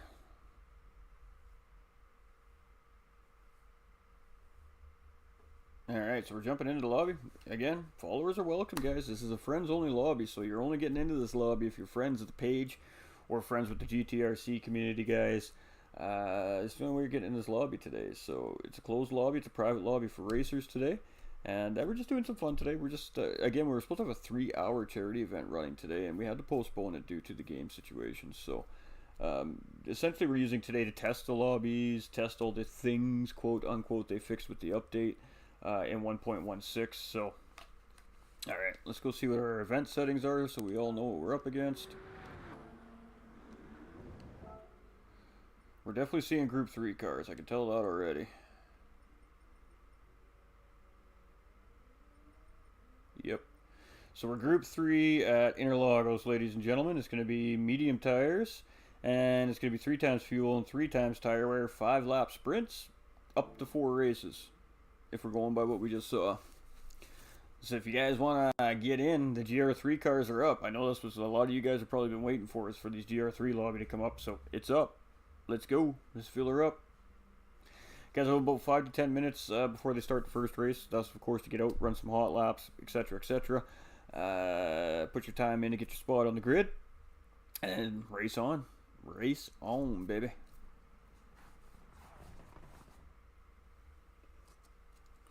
Yeah, I was just showing off a livery, boys. My bad, my bad.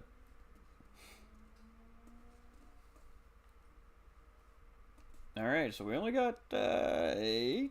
Is that what I'm seeing? 8? Come on, let's get these lobbies filled up. I really figured it. We'd have some lobbies filling up here this morning, but it's alright. We get it. People got lives. C7 Corvette. GTR. Aston. Super GT500. BRZ.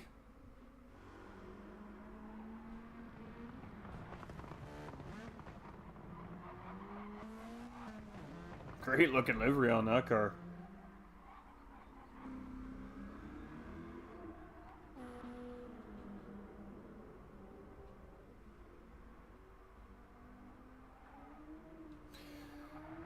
I like the GTR around Interlagos myself as well, actually.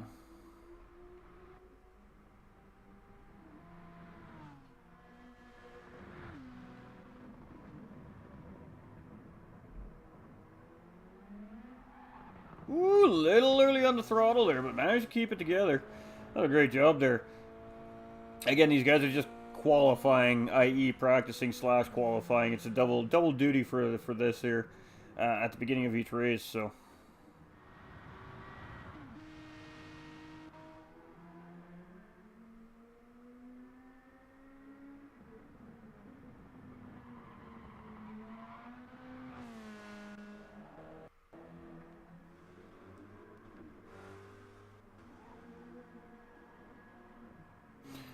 And make sure you guys, especially from the GT45 gaming community, if you guys are unaware, it is Kilty's birthday today. Make sure you guys go show him some birthday love, please. Make sure you send him those good vibes and great wishes. We love you, Kilty. Happy birthday, my guy.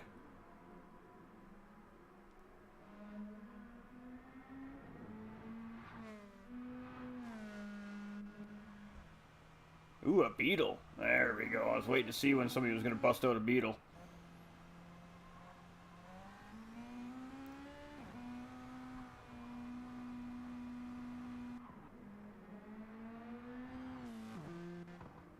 Interlagos always provides great racing too, so we should see some good racing here on Interlagos.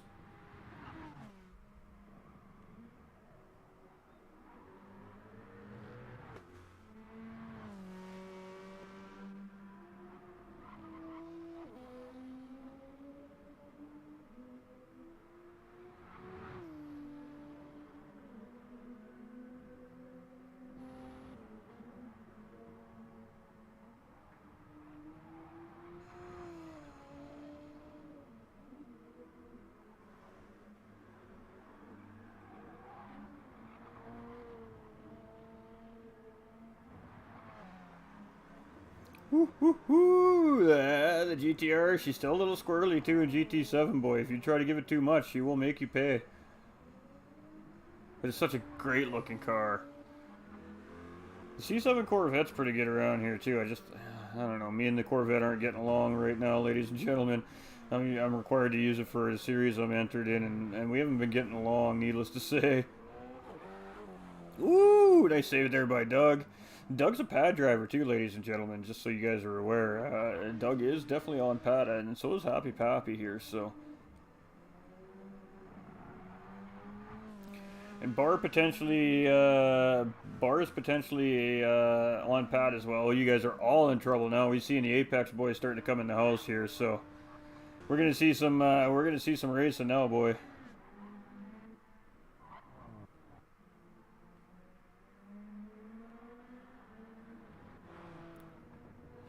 There's Gibbo. I was wondering if he was coming back. What do we got Gibbo in here? Looks like BMW. I'm not sure what we're going to see Tattooed Freaking. I can only speculate. Nick coming in with the thumbs up. D-Dot coming in with the thumbs up. Oh, talk about legends. Double legends up in the house here. We're doubling up the legend factor, ladies and gentlemen. D.90 and Nick up in the house.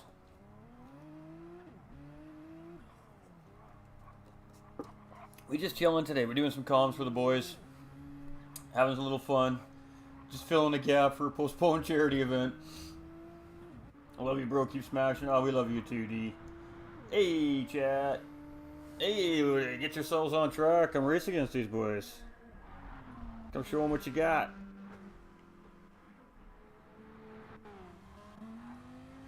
Ooh, 750 coming out with Lambo. That's going to be spicy.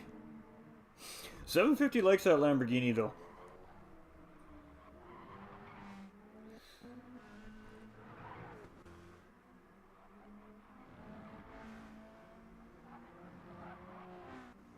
Oh, the Apex boys are coming into the lobby, folks. Yeah, it's on like Donkey Kong now. I gotta tell you, the Apex Racing boys, man, they sure do love to race. So these guys are gonna give some of these boys a run for their money.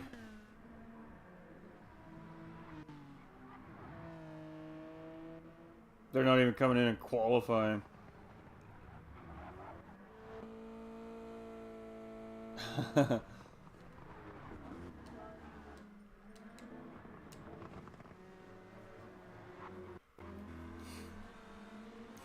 So what we're doing, ladies and gentlemen, if you're just tuning in, is we're just doing fun little sprint races today. We just did 4 races at Brands Hatch with Group 4 cars. And it's open again to friends and followers of the community. So if you have me on your friends list, you have any of the GTRC guys on the friends list, or any of the guys on track on your friends list, and you want to jump in the lobby, it is open to everybody. And we're just doing fun little 5-lap sprint races today, just having some fun, chilling. Getting the guys on track, getting some practice under the belt, getting some more track experience, obviously getting a little more time with the GT7 physics and the not ever so changing things that are going on in this game lately. But the guys have been having fun tonight. They've been putting on some really great races, and I gotta tell you, as a commentator, it's one thing to broadcast an endurance race when you know you have time to go through everything and you have time to flip through your field. When you have a 5-lap sprint race, it is much more chaotic and quite hard to follow sometimes. There's just so much going on all the time. So there we go. Now we got the boys. Oh, Tattooed coming out in that beautiful BMW M6 we see here. Great looking livery there, and that's going to be in preparation for a series that he's entering there. So a little bit of, again, a little bit of practice for some of these drivers, opting to take cars that they're using in other leagues or events or series or races, and just getting that seat time in those cars, getting used to those cars. Smart thinking. There's some smart thinking by some of these guys is what I'm seeing out there today. Got Richard coming in with the big thumbs up as well. How you doing, Richard? How is everybody doing today? You guys are coming in and just showing major love today, man. We absolutely love that. Ghost Nolander and GT45, 10 minutes in a dark room. What happens in the dark room stays in the dark room.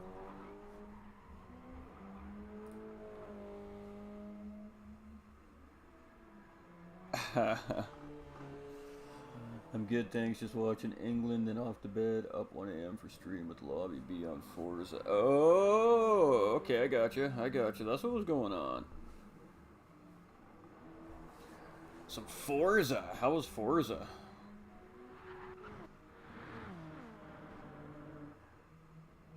Oh, and it's on like Donkey Kong. Here we go. Race 1.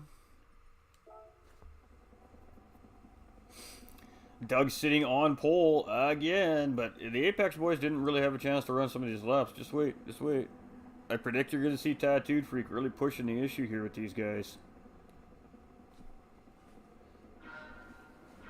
I'll get this side of the pond, Mr. 45. Oh, beautiful. That's what we love to hear. Some fantastic racing going on over there across the pond, too, I see. All right, so these guys are off. False start check. All the drivers got off. No false starts. We do have Doug in the lead. Monkey Mafia in second place in that Corvette. Super's looking for a cutback. Not going to get it done because he's got to be forced on the outside there. But Doug off to a very quick early start here. Let's get you guys some stuff to look at. Get you that one right there. So Doug in the very early lead. We don't have camera angles. We're stuck on TV cameras again. You know, things that just aren't working correctly here currently on the game. But Super making the move here on Monkey Mafia. Again, very difficult corner to go too wide through. And both these drivers showing great racing prowess to get through there. So battle for P and 2, switching spots. Super into second, and Monkey Mafia now moving down to third. Bar in fourth place in that Skyline GTR. We got Gibbo in fifth place here. He's ripping it up in that Hyundai. We got Hairraiser cruising in that Super GT500. Got Type R in the Beetle. We got Pappy in the Aston Martin. And then we see another Beetle. We see Badass in the Beetle. He's up on track. We've got Heathen on track as well with the Mustang.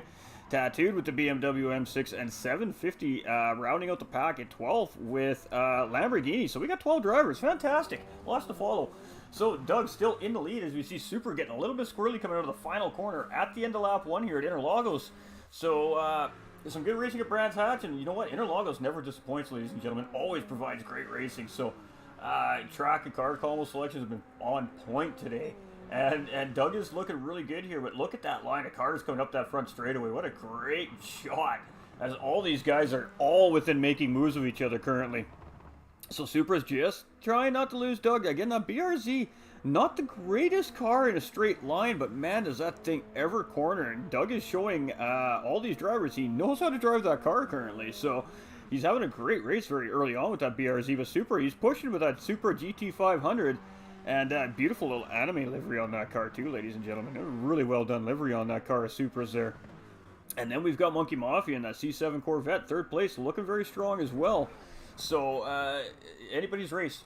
Sprint racing, anybody's race. All it takes is one little mistake. We see Bar closing up on that Corvette here as well in that GTR. So, lots of car selection too. We love to see the different cars. Again, Hyundai right there in fifth place with Givo.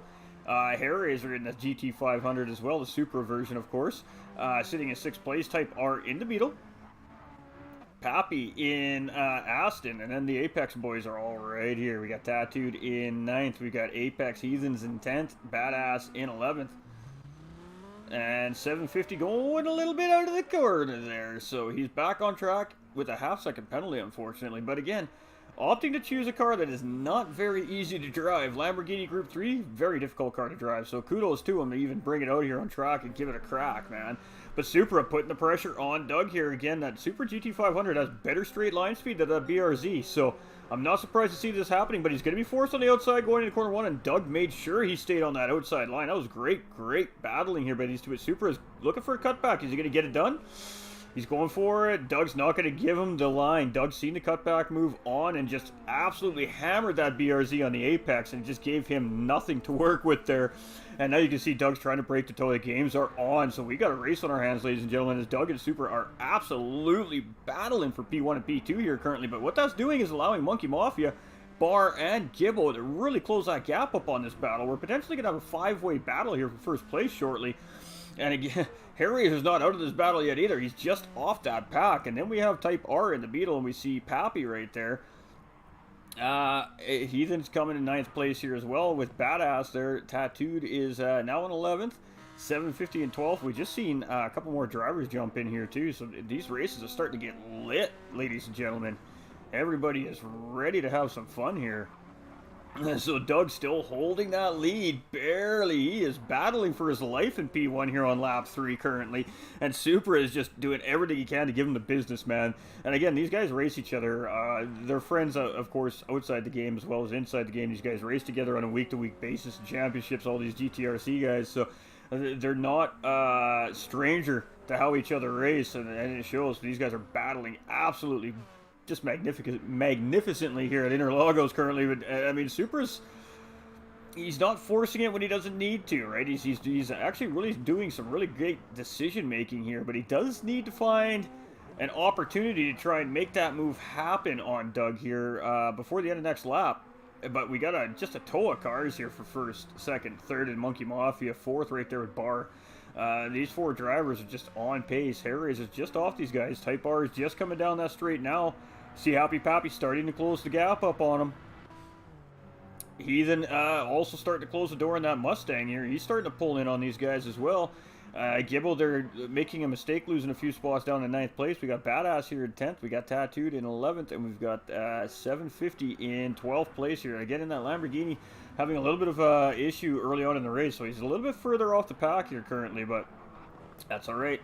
Track time counts no matter what kind of track time it is, ladies and gentlemen. Every lap counts, every turn counts, every brake pedal push counts. It all matters.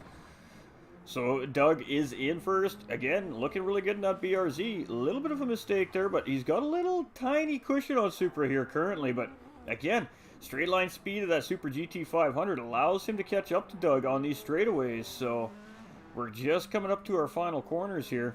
We're going to be making that run to the start-finish line to pick up that white flag on the way by this time around.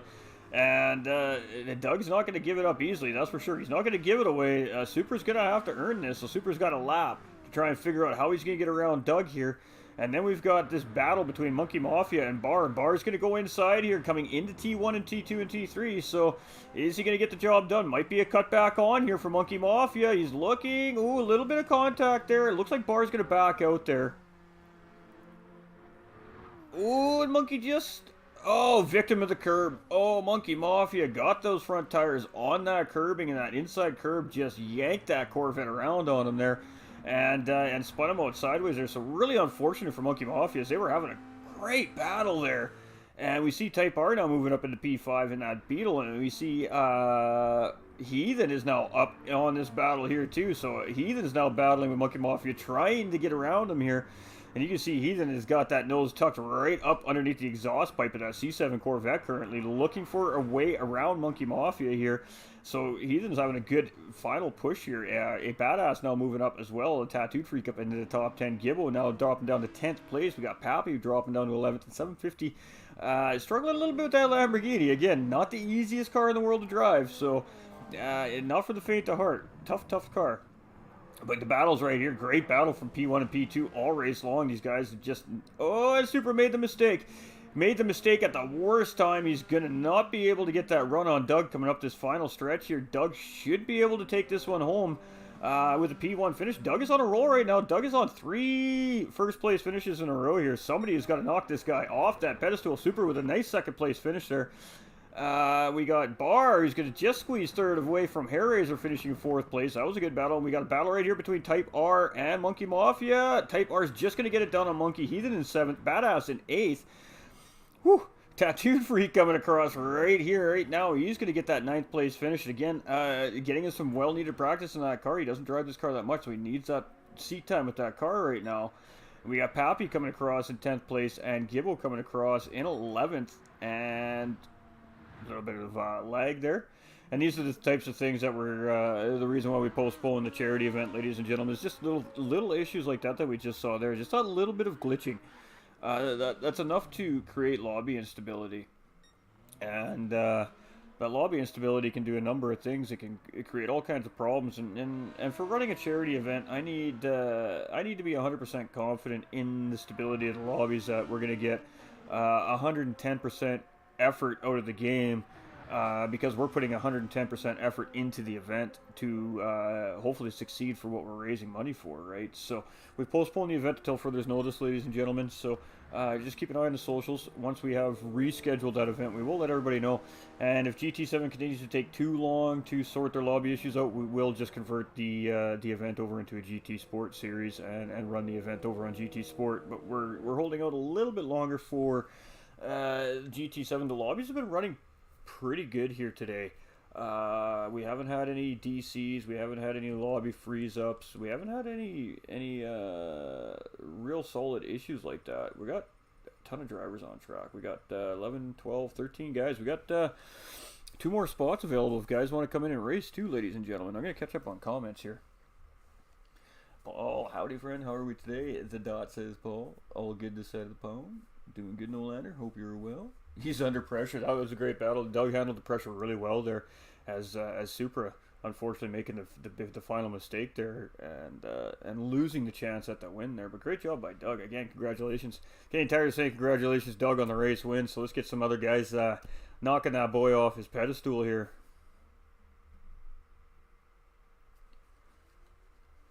All right, so there'll be about a 5-10 minute window again, ladies and gentlemen, where these guys and gals are going to qualify, i.e. practice, and it's set up as fastest first, and it's a grid with false start check. And the reason why we have it set up like that today is to test all these things that they quote unquote fixed.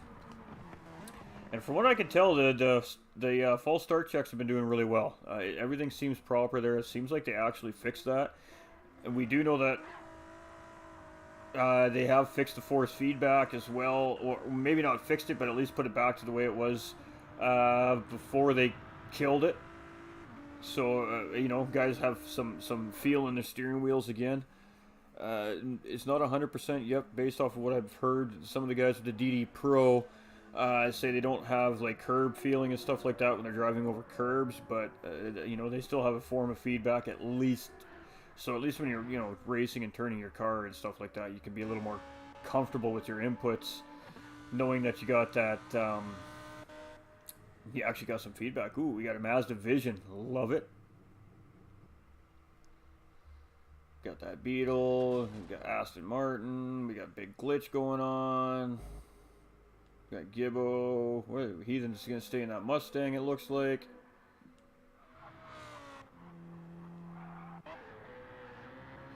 Oh, Tattoo's coming out with that BMW Z4 this time. He means some business now, ladies and gentlemen. Oh, look out. He's pretty good with that car. He should be fairly quick with that car, I would think. Monkey Mafia looks like he's coming out with Jag here. Ah, BMW as well.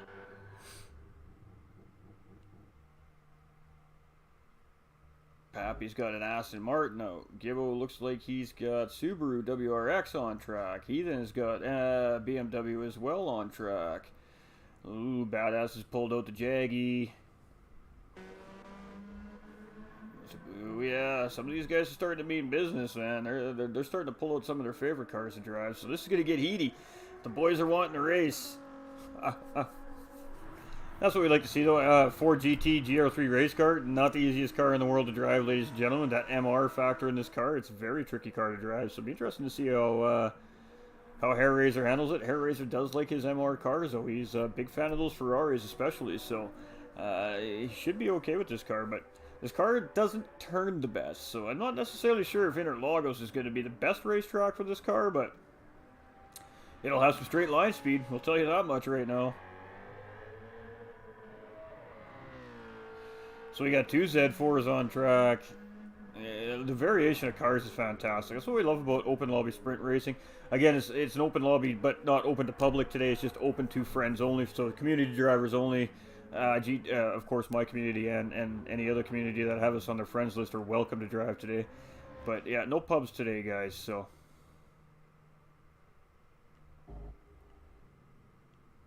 And a lot of these guys are just, you know, taking pee breaks or going for a smoke break or whatever the case is. A lot of these guys aren't too worried about where they're qualifying or where they're starting on the grid or anything like that.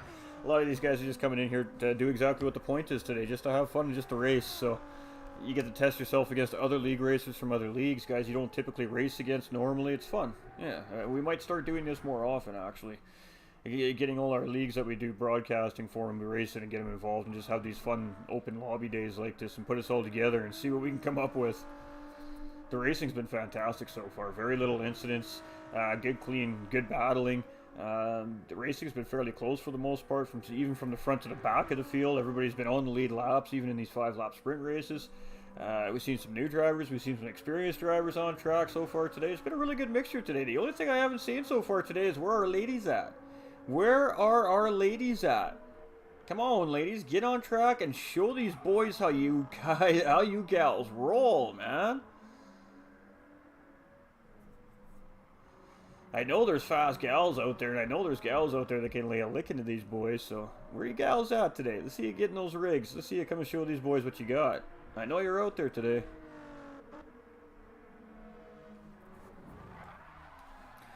And there we go. There's that, just a little bit of oversteer from that GT Ford race car, Ford GT race car.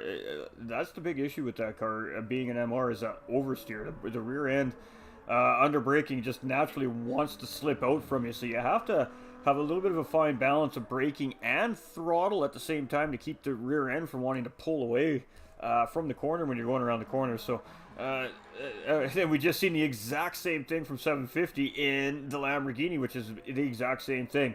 MR car, requires throttle through the cornering in that car, and if you don't get it just right, the tail end of those cars like to swing around, and end result is a little spinny action. So we'll see how these guys handle it now that we're coming down to race time here, and we got Tattooed Freak in that Z4 leading the show here on pole position. So again, I told you these boys mean business now, man. They're coming out on track with their favorite cars now.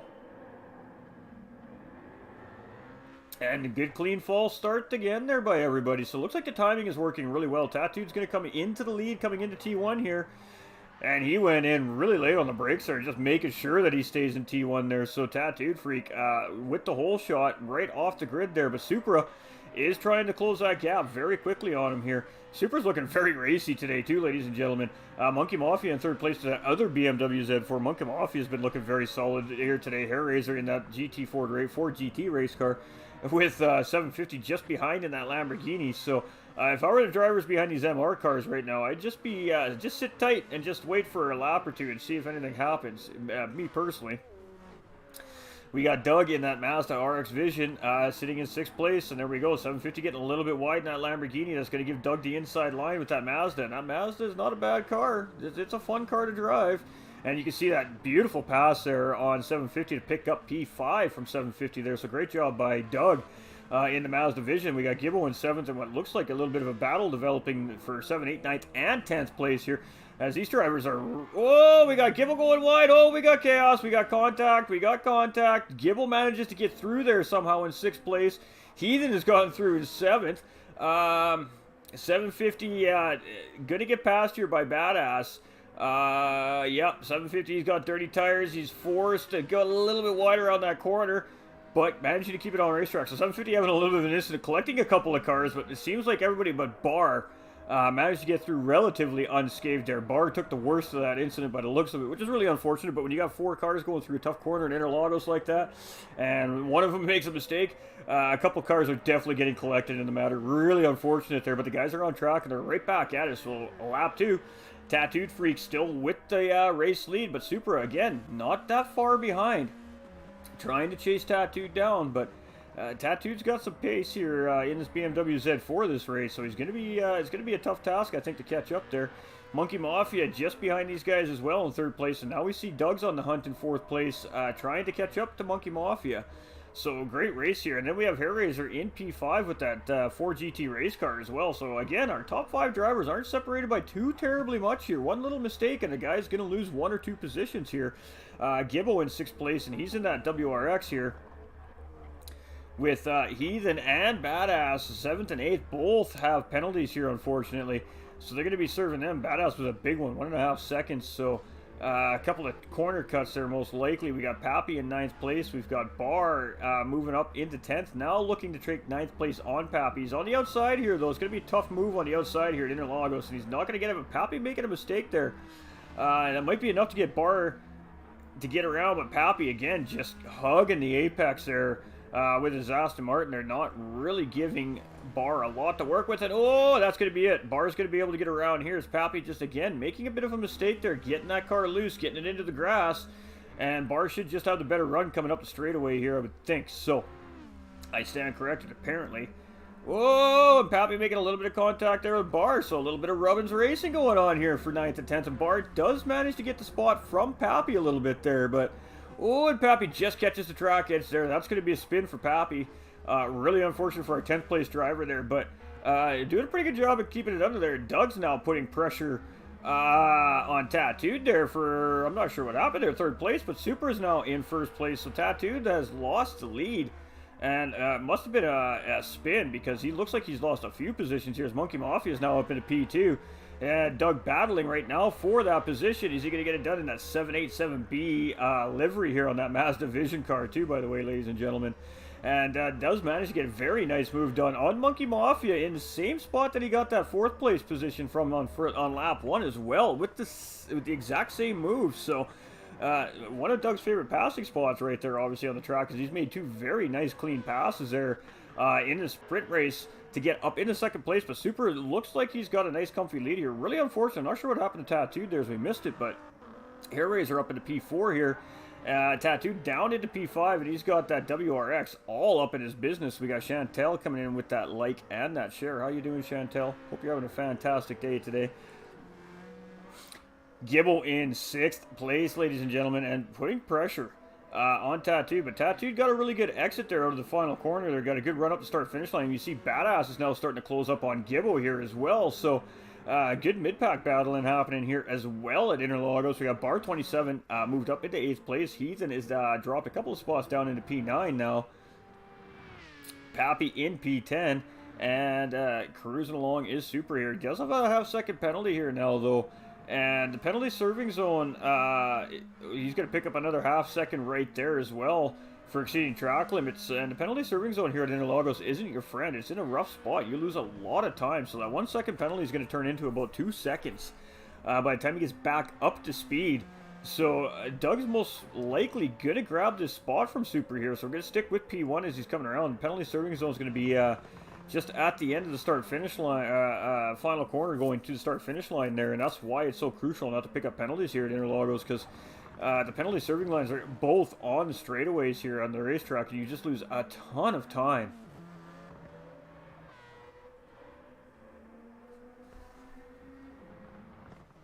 We got spam up in the YouTube. Lovely.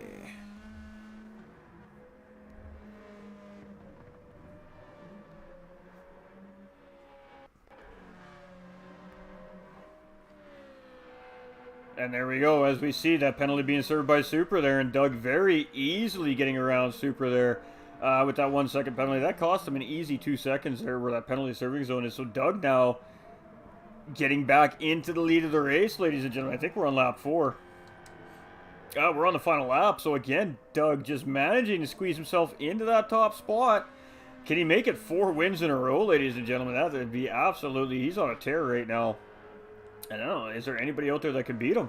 We know there's guys on track that can beat him. They just haven't been able to put it together here. Tattooed in 5th place, and he was looking really solid there. Badass moved up into P6 here as well. Bar is now up into P7, getting around Gibbo, who's back into P8 now. He's still in P9, and Pappy in P10. So, Doug in that 787B livery on this Mazda Vision car here, looking solid in P1. And just a couple corners left to go for him here as we're coming through the infield section right now. So, anybody's game.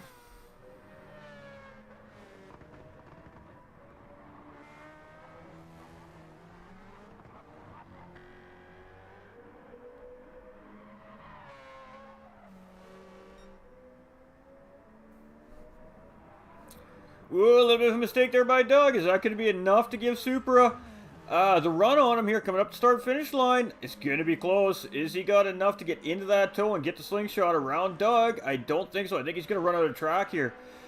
But a little bit of a mistake by Doug there. That gave Supra the opportunity to catch right back up. And it is going to be Doug for the win here again. Supra in second. And Monkey Mafia is going to round out our podium here in this race for third place. So great job by these guys. Tattooed Freak making that move right at the end of the race. Ooh, Hairraiser just edges him out. 5/1000ths of a second. Tattooed Freak finishing in 5th place with Badass right behind his 6th. Bar finishing in 7th. Gibble coming across in 8th. Heathen coming down here right now in 9th place, and Happy Pappy just behind in 10th place. Again, another great race by all the drivers here. Hey, hey, hey, how you doing, Chantel?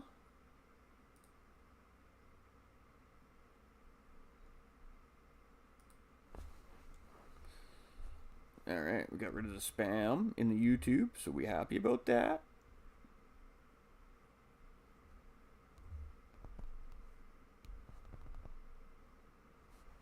All right. So there we go, ladies and gentlemen. They'll be running another one here. You guys want to get in? Feel free.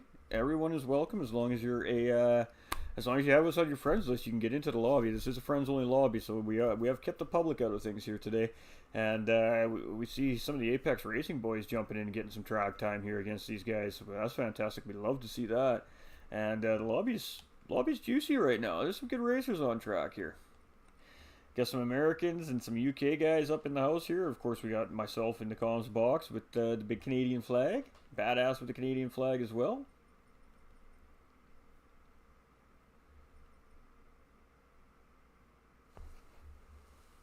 There we go. Now we're getting some racers going. We love it. We love it. All right. No, we're not entering. We're not entering. We are spectating today. We'll be doing a little bit of racing later on tonight. We're going to, once we shut this broadcast down, we're going to move over to do some ACC here in the evening broadcast. We're going to go get our feet wet, get everything set up, get some practicing. As I got a league race on Wednesday that I need to prepare for. So, little ACC action coming here a little bit later today as well. Alright, so we got BRZ out for bar this time around. Type R in the WRX. We see Supra in the Supra.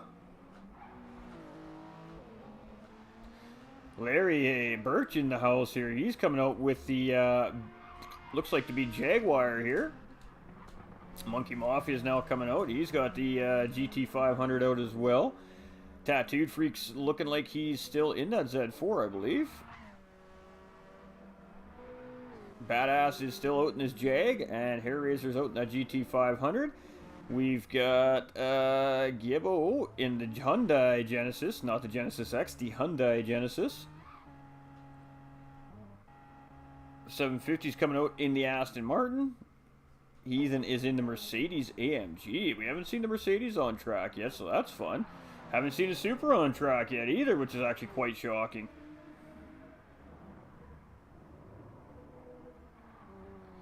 Doug in the GTR. All right.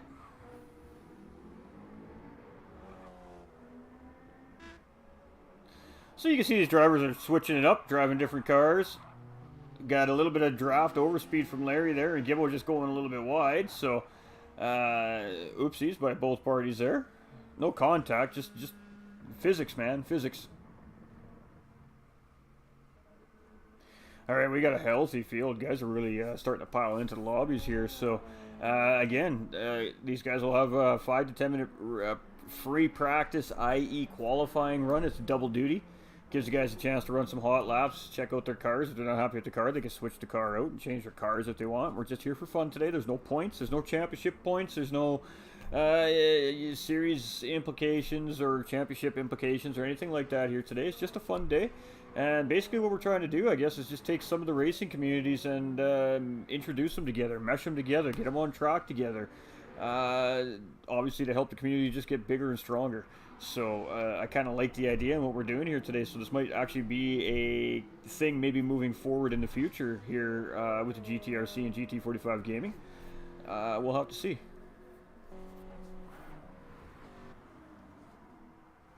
How you doing, Adam?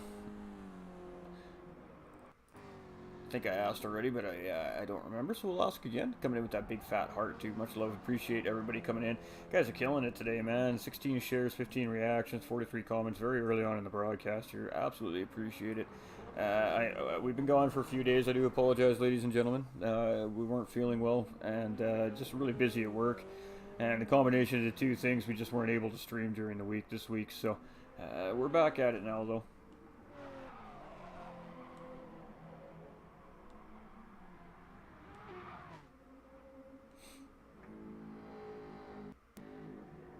And I'm definitely happier with the force feedback change adjustment, going back to the way at least it was. And now I feel more comfortable back on track in the game again, so that's nice. We're driving much better on GT7 here again after the... And I mean, I don't even have one of the T Thrustmaster wheels or the Fanatec DD Pro wheel. I just got a Logitech G29 steering wheel, but it affected even the G29. The feedback was there, but it was very sloppy. It was very mushy. It just wasn't the way it was.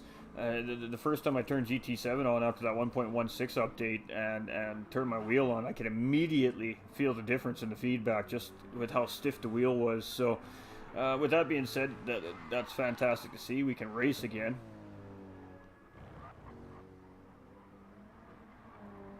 I mean, really, it's just lobby stability. The lobbies have been pretty good so far today, in all honesty. I don't have too many complaints about how the lobby's been holding up so far today. We've been running these lobbies for a couple hours now and haven't had one crash. We haven't had one freeze up. We haven't had a driver disconnect yet. We have a little bit of glitching still going on, as you can see, but I don't think that's to any of the drivers' faults, personally. I think that's just the servers. It's just the way the game is right now.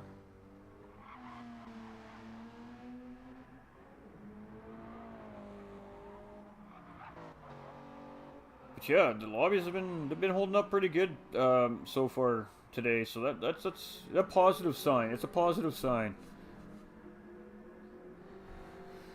How's the lobbies holding up? So far, they're holding up pretty good, LJ. Pretty good. Oh, we're always well over the pond, especially when it's race day, man. Especially when it's race day. So, yeah, 13 drivers up on the field here, and again, Tattooed Freak sitting on the pole. Let's see if he can bring this one home. Doug has won 4 sprints in a row now, ladies and gentlemen. Can anybody finally knock this guy off that first place crown here?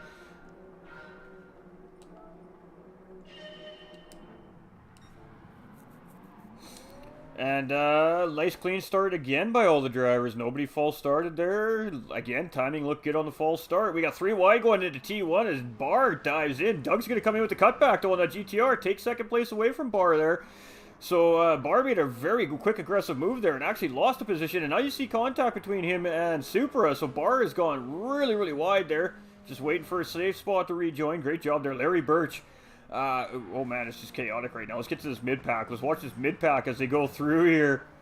You look at all those cars trying to get through that very high-speed, difficult corner. Oh, 750! He's gone. 750 out, ladies and gentlemen. Unable to keep the car under control there and losing it and falling all the way to the back of the pack somehow. Not collecting all the other drivers that he went through there. So that was good news to see. So, a good job by 750. You know, the number one rule of racing is if you're going to make a mistake, try not to involve anybody else. Do everything in your power to keep that car from hitting another driver off a track or ruining another driver's race. And that's what we saw there. He did a fantastic job of really keeping that out of collecting half the field behind him there, really. So, Doug has gotten ahead of Tattooed Freak here. Tattooed is now on the prowl, though.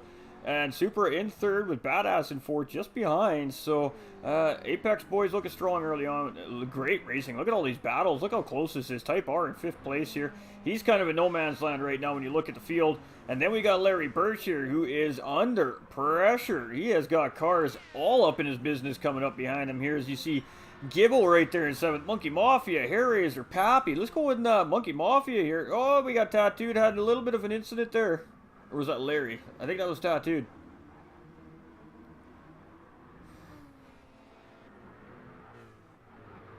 Not sure what happened there, but we seen him waiting for, looks like race traffic to get by so he could rejoin safely again. Tattooed Freak is very, very smart racer. He's got pretty good racing awareness. Really good racing awareness is what's going on around him on the racetrack, and we've seen that. That's the case of it right there. He knew that there was traffic coming around T1 there, and opting not to pull out in front of it. So just sitting on the side of the track and sitting tight. And it's a tough choice to make when you're a race car driver, because obviously you're racing for position, but you also don't want to ruin anybody else's race, and that's what we just seen there. So.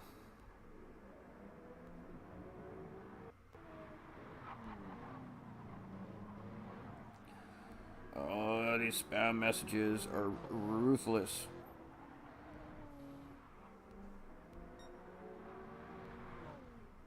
All right.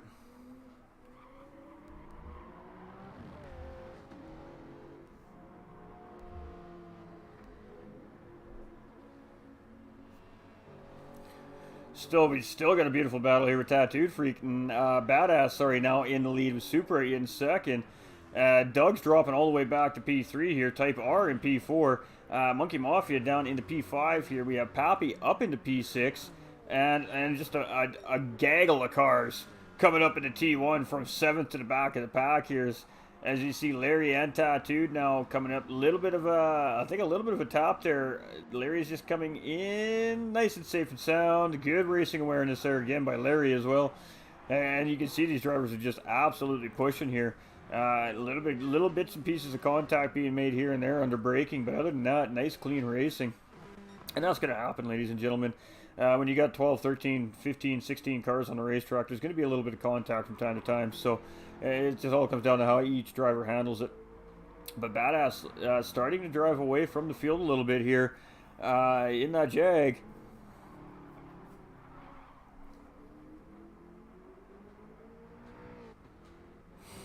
Supra cruising though in that Supra. Supra got a little bit of a buff in that 1.15 update a couple weeks ago, so it's become a very strong contending Group 3 car here again as well. So I'm surprised we haven't seen more of them on track today, actually. Again, that GTR driven by Doug there in 3rd place, still looking strong, still sitting on a podium spot. Type R is the closest driver to the podium currently right now in 4th place with that WRX, and he's probably about 3 seconds behind, so a little bit of work to do. Monkey Mafia here in 5th place in that C7 Corvette. We see Tattooed starting to gain that time up on him here. Monkey Mafia really trying to break that toe there, but it does not matter. Tattooed is on him.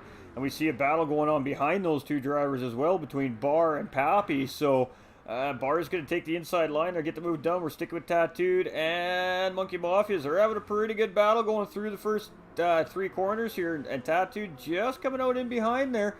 But really great job by Monkey Mafia and Tattooed there to get through there side by side. Not even touch each other. So great battling going on here as we can see Bar, Pappy, and now Gibbo moving in on this battle here as well. Hairraiser in 10th. We've got Heathen in 11th.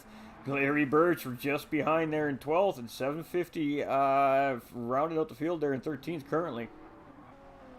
So Badass trying to extend his current lead he has right now. He's got a just over 2-second gap on Supra, and he's coming around here through the midfield sector right now. So when he gets around that final corner, comes across that start-finish line, it will be the white flag for Badass and the field here. So Supra's definitely got to start making up some time, and Doug is trying to put some pressure back on Supra here in that GTR. He's closing that gap up. Type R in 4th here. He's in that WRX. He's kind of in no man's land. He's kind of all alone there. He doesn't have a drafting buddy, but he doesn't have anybody forcing the issue on him. He's got nice clean air. Tattooed now in that same position, trying to catch that WRX up ahead of him. Pappy is up into P6 here, and Gibbo and Monkey Mafia both right there too as well. So we see a gaggle of 2 Corvettes and a Hyundai there coming up. Pappy really likes that bright green paint jobs on his car. They're very, very bright and very happy looking cars, aren't they? And Gibbo's starting to... Oh, Gibbo made a mistake! Gibbo got a little bit loose on throttle there and actually spun out. And Monkey Mafia going to benefit from that there as he moves up into P7. That was really unfortunate there as Larry Birch now moves up into P8. Hairraiser up into P9. Bar's going to grab P10 there. And Gibble's getting back on track in P11 here, so he's going to lose yet another position right there to Heathen as well. So really unfortunate there for not Heathen, Gibble, as he was looking really solid there. But Badass coming around here. We better get back on with our race leader here as he's coming around the racetrack. He's opened up a 3.4 second gap on the field here. So, bet I could. Yeah, I bet you could too, LJ. I bet you could. Badass is finally going to knock Doug off of his podium runs here. First place finishes. It's about time somebody finally took that guy down. As Doug was on a 4 straight race win here streak. So Badass is going to come across. He is going to take the race win here in race 6, 7, or 8. I don't even know which race it is now. But Badass with the win. Doug coming in second. Supra coming in third in the Supra. And Tattooed Freak not that far behind, finishing in 4th place. So Tattooed Freak starting to find some rhythm here. Type R is coming down in 5th. We got a battle between Pappy and Monkey, but it's going to be Pappy for 6th, Monkey in 7th. We're going to have Hairraiser in 8th, Larry Birch in 9th. We're going to have, Bar coming around, maybe.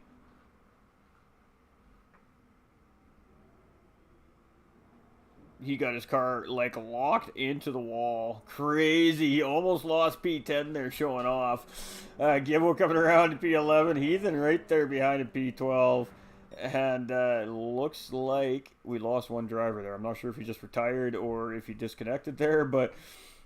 Oh, that's some good race. I think we're going to save that replay. There was some interesting stuff in that replay.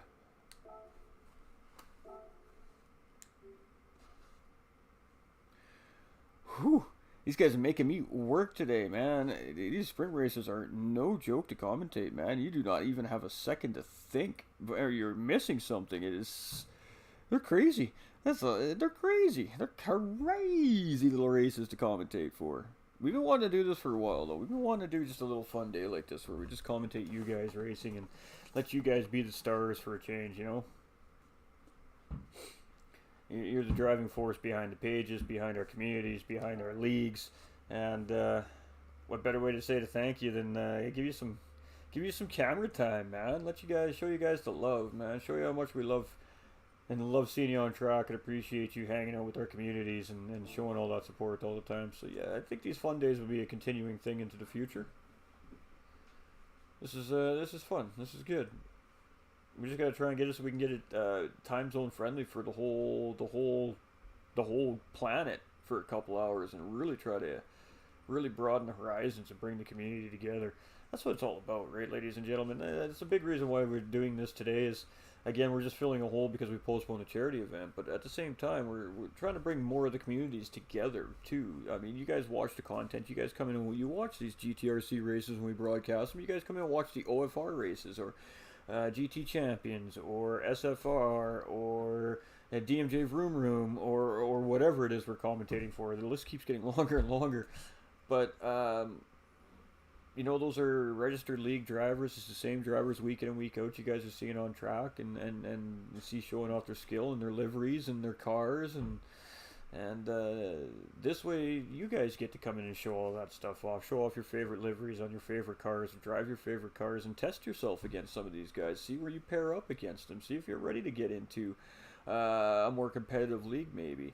And that's what it's all about. It's about bringing the community bigger, making it stronger, bigger. And if we make the community stronger and bigger and connected better, then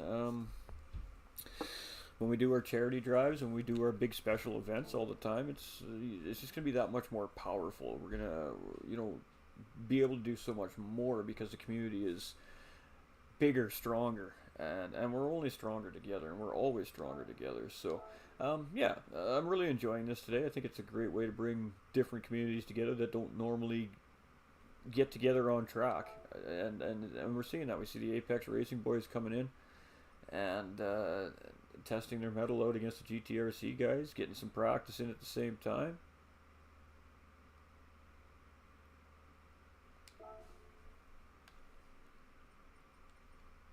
You see it's definitely hopping right now, man. There's lots of lobbies up.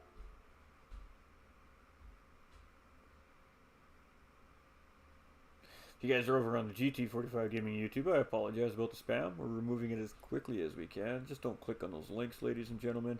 And unfortunately, I can't even stop the comments from coming as some kind of program that these guys get into the system, and it overrides the filters. So just don't click on the links, ladies and gentlemen. And if you actually can do me a favor and just report those as sexually explicit content, eventually they will get stopped. So we do appreciate everybody's assistance in that. Ooh, Monza. This is going to be fun.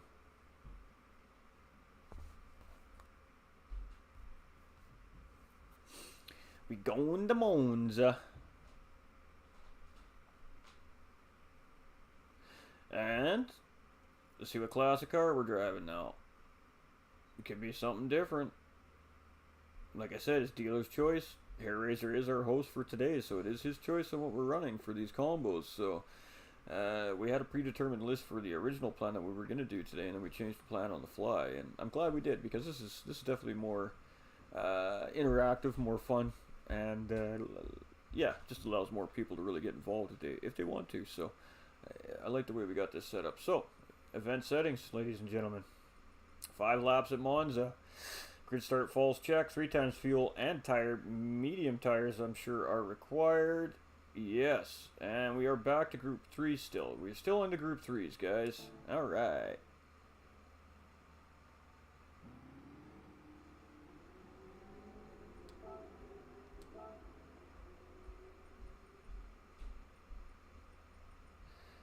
Let's shove that car out. There we go. There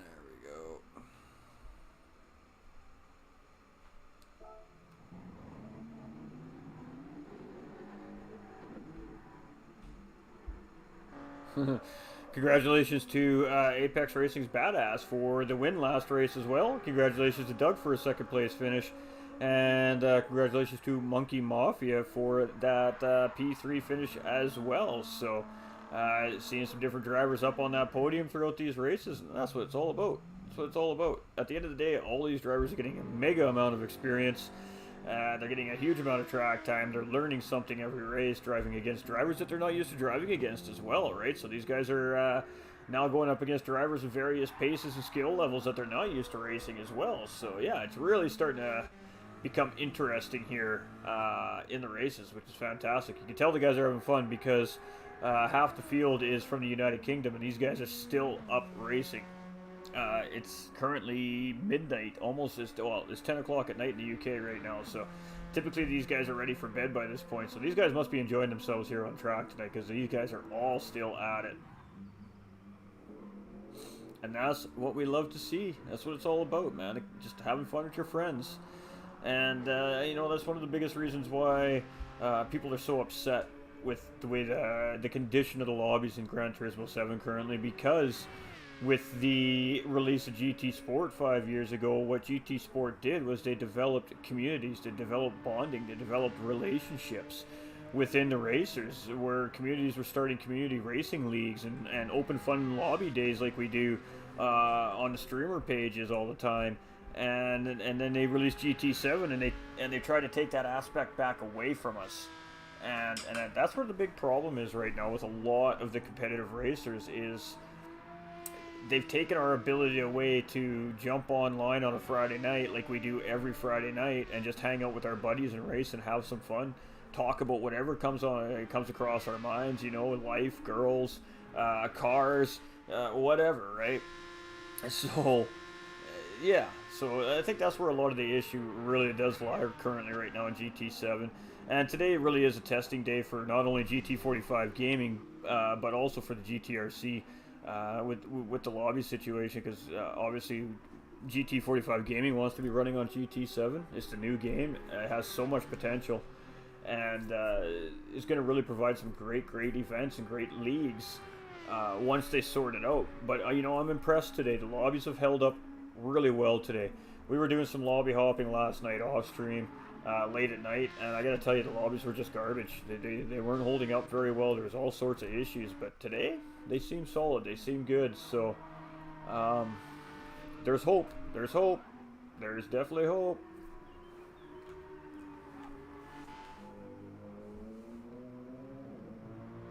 I love the way those AMGs sound.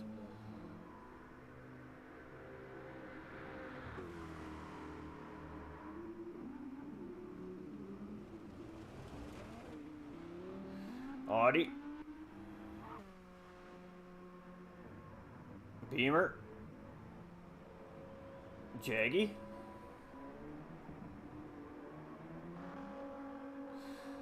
Bar's really going to work on that Ford GT race car. I mean, it should be a suitable track for it, but I mean, I was running this on Monza actually not just a few days ago, and the thing just doesn't turn very good in that first chicane.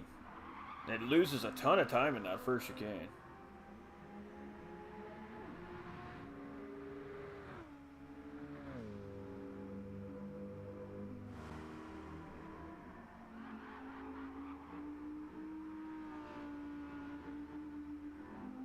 Woo! Sausage! He was lucky not to lose the car right there. We got a pit lane infraction.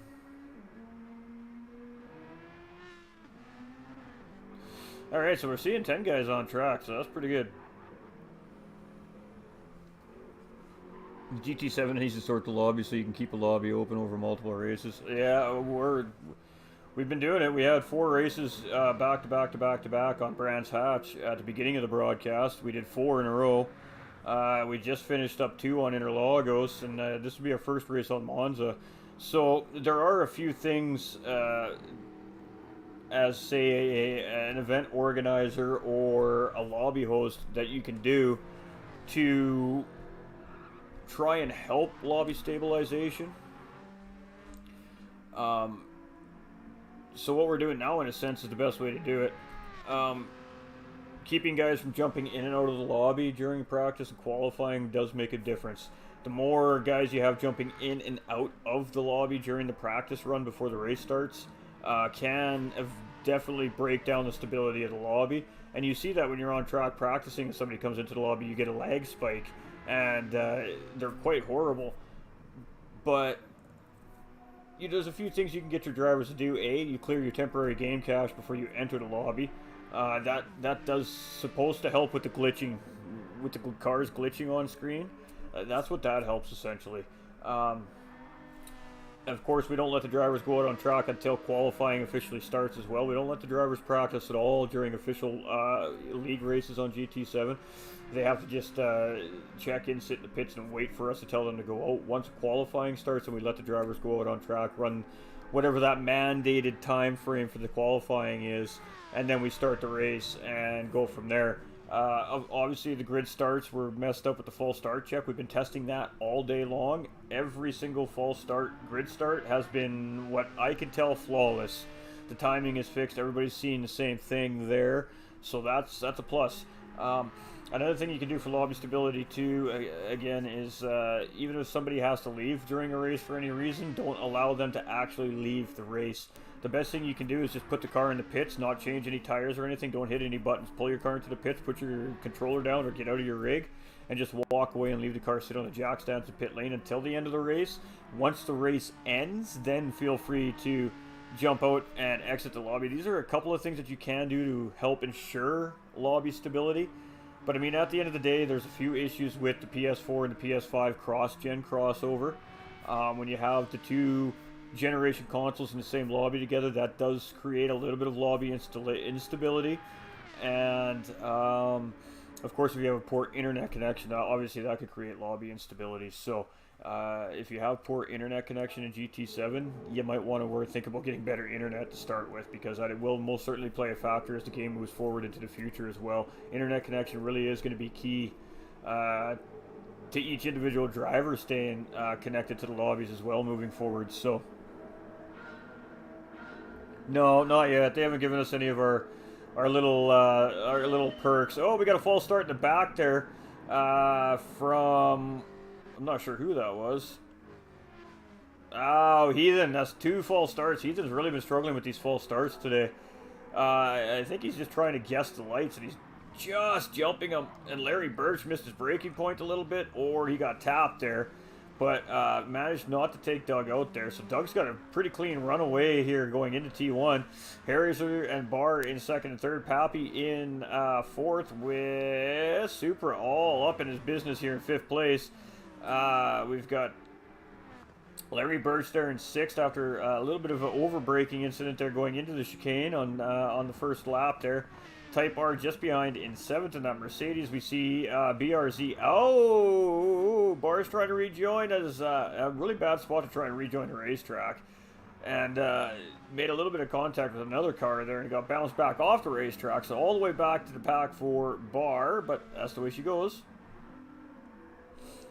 You don't want to fall to the back of the pack. Don't make a mistake. It's that simple. And unfortunately, Bar made just a little one there too. It wasn't even a big mistake, but because all the cars are so close together, he dropped out about 6 spots there. And Doug has just got a clean runaway right here, right now. And as long as he doesn't make any big mistakes, that may be how this race goes for Doug here. It's just a clean runaway.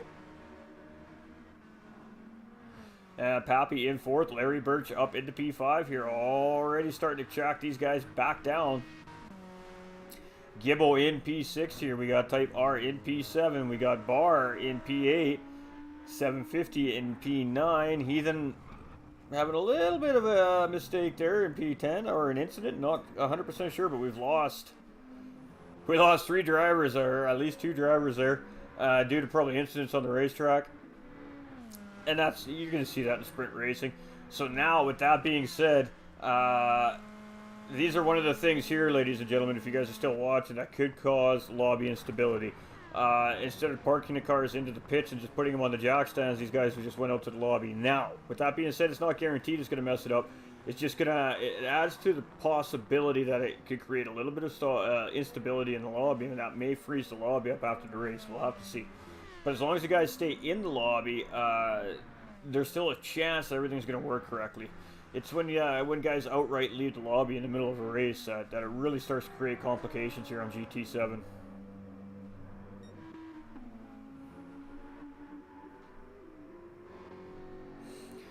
But it seems like them reverting back to update 1.13 in a sense is kind of sorted the game back out too. I mean, the lobbies were doing really good there before 1.15 came out, and it kind of seems like they got them back to that same state again here. As the updates kind of settled in now, it seems like the lobbies are starting to gain a little bit more stability. So we're happy to see it. We're really happy to see it.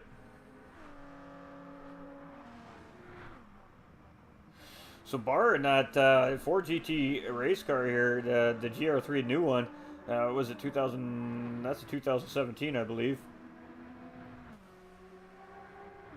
Tough car to drive, so a little bit of a ballsy move by Bar there to pull that one out for Monza. Again, good in a straight line, really good for the big straightaways here at Monza, but these tight, hard braking, cornering sectors are not so good for that GTR. Ford GT, sorry. We got Heathen is just cruising down here. We got 10th is 750. So again, now some of these guys do have like Badass and Tattooed Freak. They are involved in another series event here today. So these guys are probably going to get warmed up for that now, which is why we don't see either one of them in the field here anymore. But we just want to say good luck to Apex Racing's Badass and Tattooed Freak here tonight, the Porsche Cup, and go get those podiums, boys. Go get those podiums.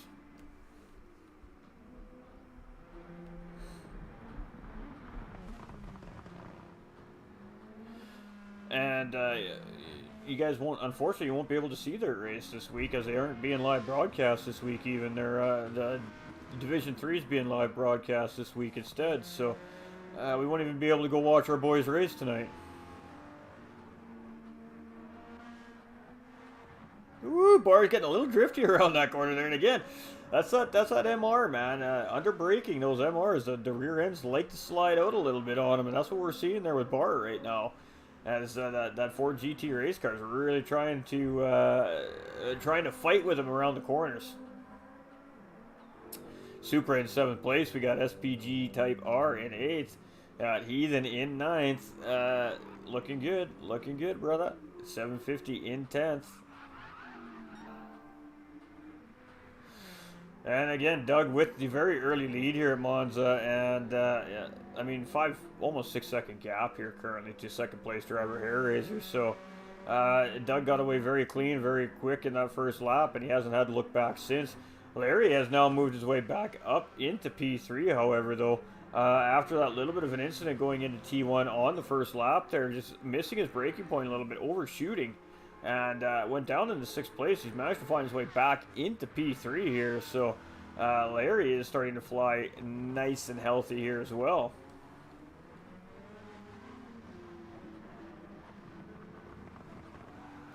Woo! Pappy getting a little bit sideways in that C7 again. Tricky car under throttle, that C7 bar right there behind.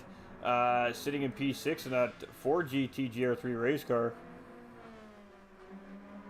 We got Supra in the GT500 97 version. Type R in that Mercedes AMG.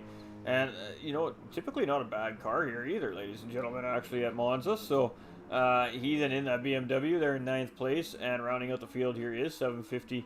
Driving. Right, the Audi. The old Audi. Again, not an easy car to drive, that Audi either, man. It's another mid-rear engine car. These mid-rear engine cars in GT7 require a little bit of skill. Above average skill to drive properly. So if you're just learning or you're new to sim racing and you're not sure what car that you should be learning on, definitely stay away from a mid-rear engine car for the time being.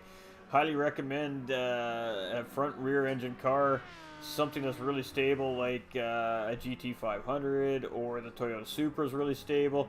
Corvette could be a good car as well. The Jag is a pretty good car.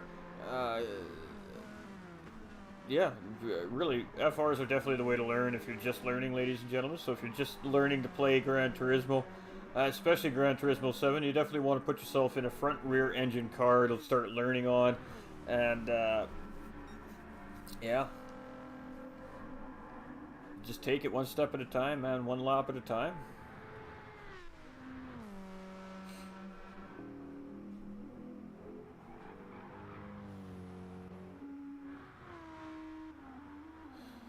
We know Ghosties right now is happy with some of the changes in the game as far as the way it feels from me driving again. So I'm looking forward to being a little more competitive on the racetrack here again as well. And we got Larry still sitting in 2nd place here, but he is under pressure from Hairraiser and Gibbo now starting to pull up the field here too. We are on the final lap here, so Doug just with an absolutely sizable lead of 13 seconds on the rest of the field here, so we don't even need to watch Doug come across unless he completely messes up and spins out. This is definitely his race to lose at this point here. Larry Birch right now is trying to hold these guys off for P2, but Hairraiser and Gibbo are starting to battle a little bit here, so that is exactly what the doctor ordered for Larry Birch here, to open up a little bit of a cushion on these two drivers to secure that P2 position down. So we just got Doug coming around that final corner here right now, so we're going to be with Doug as he comes across that start-finish line, and yet another sprint race dubby for Mr. Doug Burrow. This guy is absolutely putting on a clinic here in these sprint races today, and showing why he's always finishing on the podium in the GTRC. Larry Birch here coming around now, final corner. He's going to be finishing up in 2nd place here with a great comeback drive here from Larry Birch after a very early mistake. Gibbo coming across in 3rd place, and Barr coming across in 4th place. Hairraiser going to be coming across in 5th, so Hairraiser making a mistake, if I had to guess, somewhere around Ascari. We have Supra coming in 6th place. We've got Type R now coming around in that Mercedes. Looks like he's going to finish in 7th, as I don't think that BMW behind is going to have a good enough run here to make a move. And he will not, so 7th for Type R, 8th for Heathen. Pappy's going to be coming around in 9th here in that C7. And then we'll have 750 rounding out our field in that Audi. I believe that's a 2019 limited edition Evo. Audi that he's in there, so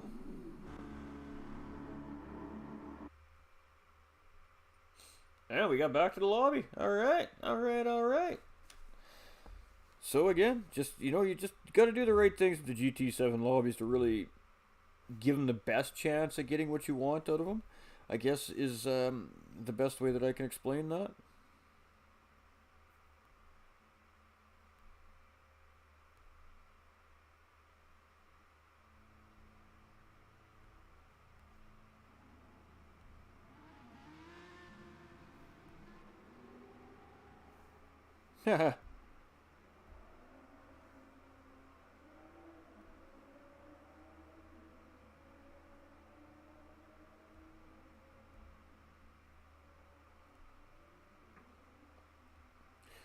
Just trying to delete some comments and accidentally pinned it.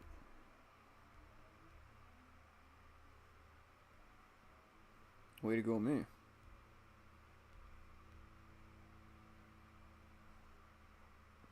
Dang it, I did it again.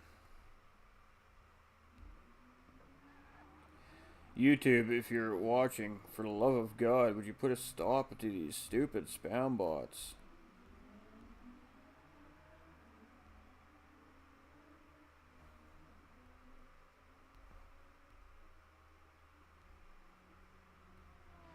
Please?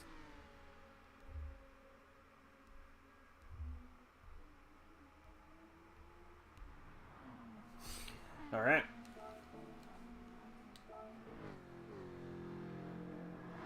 Ooh, Porsche. I was waiting to see who was going to bust a Porsche out. It is about time we see a Porsche on track.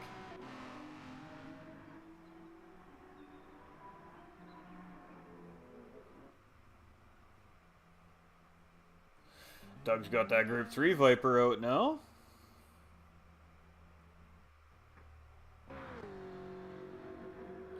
See some Jaggies out on track here as well too, so there's definitely guys testing out all sorts of different cars here currently.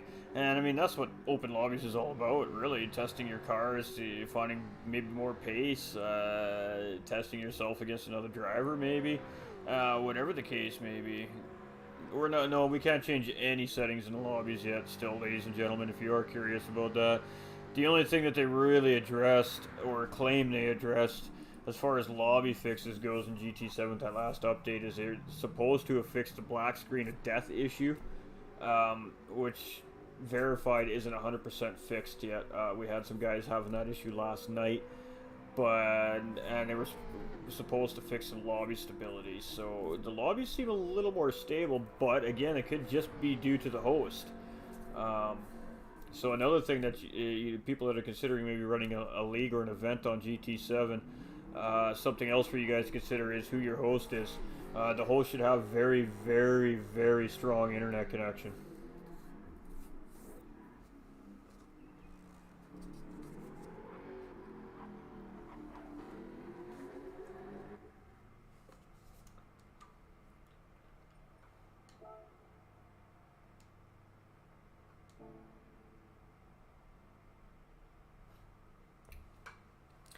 Seeing if I'm missing anything. We're basically broadcasting till these guys kind of want to call it, so. And then we'll shut this broadcast down for a little bit. We'll take us a little mini break, and then we'll come back with some ACC later tonight. So.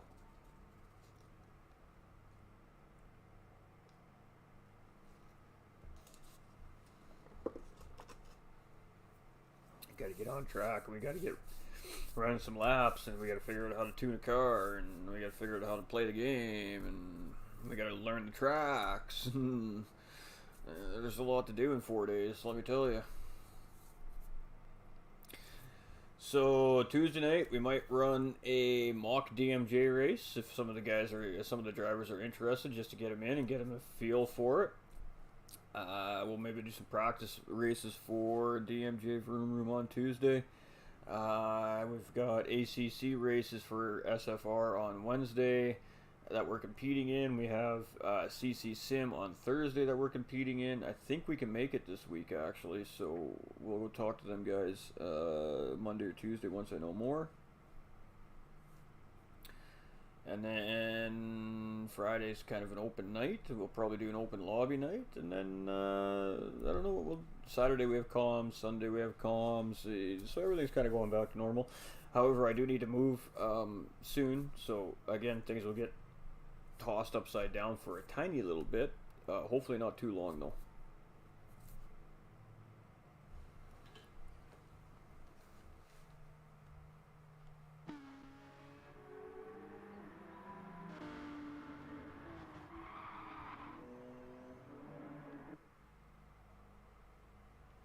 There we go, Toyota FT1. We haven't seen an FT1 yet. Let's leave you on board with... Nice save, by the way. gibbo for a second, ladies and gentlemen. Your boy has to step away from the mic for a second, so just bear with. I just be right back.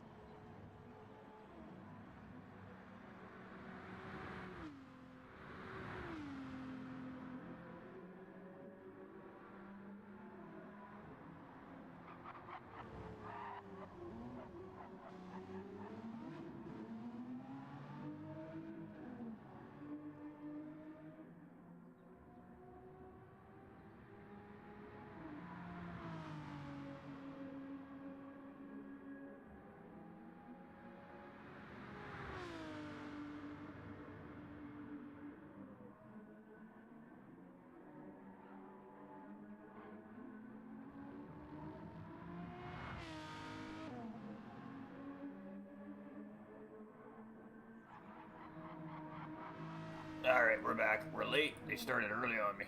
Adam Fields coming in with the big heart as well. Much love, brother. Alright, so 750 is in 8th. I'm not sure what happened. I'm assuming a bit of a spin. Alright, so we do have Doug in the lead. We see the lobby starting to fizzle a little bit here. Heathen's doing really well here in second place currently with that BMW Type R in that FT1 just behind in third, and Gibbo just behind him in that Hyundai Genesis sitting in fourth place. So good little battle developing there. We got Hairraiser and Bar very close together. You see Bar getting a little bit wide there, but managing not to lose it on the green stuff. Oh, the green stuff. And Pappy coming around here too, so we missed the first 2 laps. It started this really early. Woo, and 750 getting really wide coming around the corner there. It's okay if you get into that green stuff. You can still kind of keep the car under control, but once you get past that green artificial grass or whatever artificial curbing, whatever you want to call it, and you get into that asphalt behind it, it is marbly over there, and it's like instant spin almost. You feel the rear end of your car slip around really quickly if you get that deep. Heathen getting really wide coming into that second chicane there too, as you see Doug's coming around Lesmo 1 coming into Lesmo 2 here.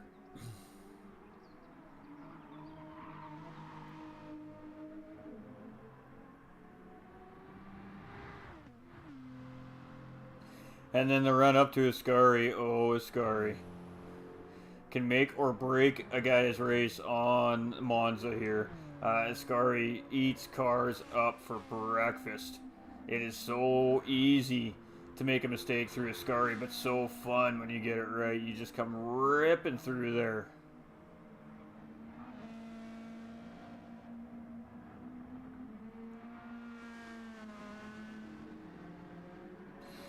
Alright, Bar in that Jaguar. A little unfamiliar with the Jaguar. It doesn't have a livery on it, so he probably doesn't drive it that much. So, but it's nice to see the drivers trying the different cars out, too. It's a really good idea to do that, because then you kind of get a feel for what cars you may or may not like as well, moving forward into your... Holy spam. Oh, my goodness.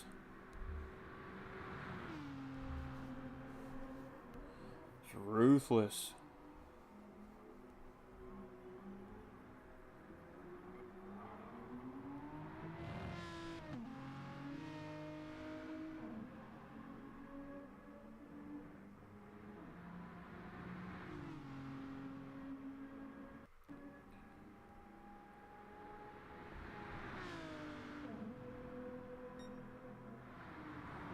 Oh, it's so annoying.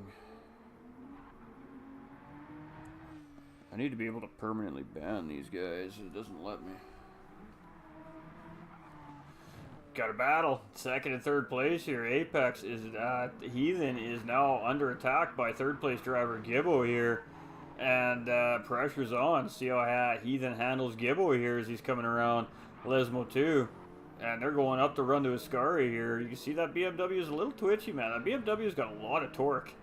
And you got to be really careful with it when you're on throttle, because it'll take you around really quickly. FT1's a fun little car to drive. And then Hairraiser back cruising here in that GT. He's really been running that 500 here. I think he's starting to kind of get a feel for that car. I think he's starting to dig it a little bit. Bar in 6th place with Pappy rocking and rolling in 7th, and 750 here rounding out our field here in 8th place. So as you can see, the fields are starting to dwindle a little bit, as to be expected. Again, a lot of these guys are from the United Kingdom, so I'm sure that their days are getting close to being over across the pond there as well.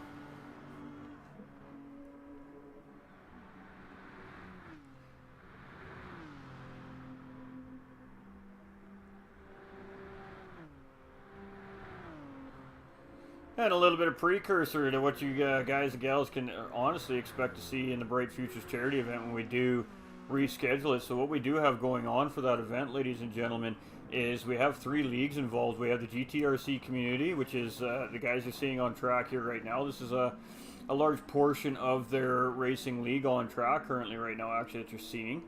And then it's going to be another league, as I believe it's called the AGTC, which we don't see any of the drivers on track today, but I think they had a league race happening this afternoon. And then we have the GT45 gaming community as league number 3, so our DMJ Vroom Room guys, and of course any community members to fill any holes that we're missing. And so what's going to happen is we're going to take the 3 leagues, we're going to take 4 drivers per race from each league, we're going to put them on track against each other. We're going to bring in a co-commentator, we're going to have a couple live track officials watching the race live as well, to assess any after-race penalties live. So we're really doing something different here for this upcoming event, for the Bright Futures charity event. Of course, the charity is going to be for SANS. And for those of you that aren't aware what SANS is a neonatal care facility for children, for babies. And much like Demelza, from an event that you just seen a little bit earlier on a few weeks ago with the McGill family, the Lizzie Faith Foundation, we did a 24-hour event for Demelza. Much of the same type of organization. They do much of the same things, and it's to honor one of Bar's personal friends, as his child is currently going through neonatal care at SANS. So that's what we do here in the communities. We support each other, we support our friends, we support our family, we support our community members, and that's what the event's about. So we got Doug finishing first, Gibbo second, and Heathen finishing in 3rd place. So Gibbo managing to get 2nd place from Heathen there. So congratulations to our podium finishers. Hare in 4th, Type R in 5th, Bar in 6th, and we got Pappy coming across right now in 7th. We got 1 driver dropped, or just left, not sure. GT45 Gaming finishing in 8th, so we do have a spectator glitch happening right now, actually, is what's happening. Which means 1 car went invisible right at the end of the race. So that issue is still in the lobbies. It was Supra, right? So, again, you know, we're learning. We're constantly learning stuff every time we run lobbies like this.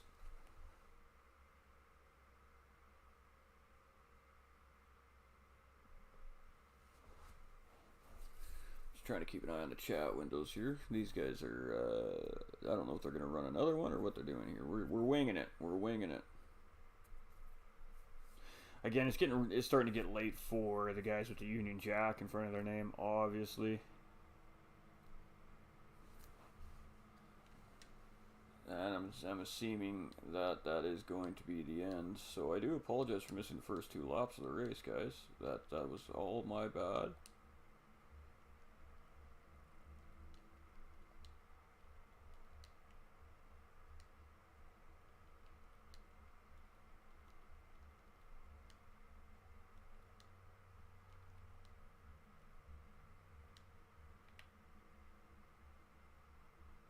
Alright, so there we go, ladies and gentlemen. There do we have it. That's going to conclude our broadcast for the GTRC today. So today was just a fun day. It was, again, we're just filling a gap for a scheduled event that we had to postpone. Seeing what I saw today, if the lobbies stay true like this for past the next update. So we're gonna keep this charity event postponed until past the next update. So what'll happen is, if the next update comes and goes and the lobbies stay running the way they are right now, and even get better, hopefully, ideally, then we will 100% reschedule the charity event. We'll get everything fired back up. We'll get the media, we'll get the advertising out there, and we'll kick that event off. So a little more about the event, ladies and gentlemen. Again, it's a 3-league challenge. So what happened was, Bar 27 from the GTRC, he's one of the headmasters over there at the GTRC. He's an admin over there. He develops series, of course, in cooperation with the other admins and staff over there at the GTRC. Approached me one day asking if we wanted to do this little thing. He wanted to challenge the DMJ Vroom Room drivers, or the GT45 gaming drivers, which essentially the only league I currently run is DMJ Vroom Room. So yeah, so it sounded good, and then another league piped up and wanted to get involved too, right? So now we ended up a 3-league challenge, which is fun in itself already. So then what we did is we stepped it up a notch from there, and we added multiple races with multiple drivers with different cars, different track combos, and a cumulative points total throughout the charity event. So throughout the 3 races, we'll be doing live cumulative points totals to see ultimately which league comes out on top at the end of the event. And of course, in the process, we're going to be trying to raise money for SANS over in the United Kingdom there. So that's a little bit about what's happening with the event. It's going to be a Group 4, a Group 3, and a street car, a road car. Not kind of a street car, road car, but something a little bit different. Not your typical GT class cars that we were used to seeing, or Daytona prototypes or anything like that. How you doing, Nico? Coming in with that thumbs up as well. Much love, my guy. So that's kind of what it's about. So again, it's going to be 4 races per league in each race. No driver can drive multiple races. So what that does is it allows each league to really involve all their community. And it doesn't even necessarily have to be somebody who's currently running a league within their community. It can just be somebody who's actively a part of their community and races as well. So it's going to be quite interesting to see the drivers that show up for the event. It's going to be very interesting to see how each league sets up their lineups depending on the race. And it's going to be interesting to see where all the dust settles once it's all over. But the idea behind it, ladies and gentlemen, is to continue making this like a triannual event.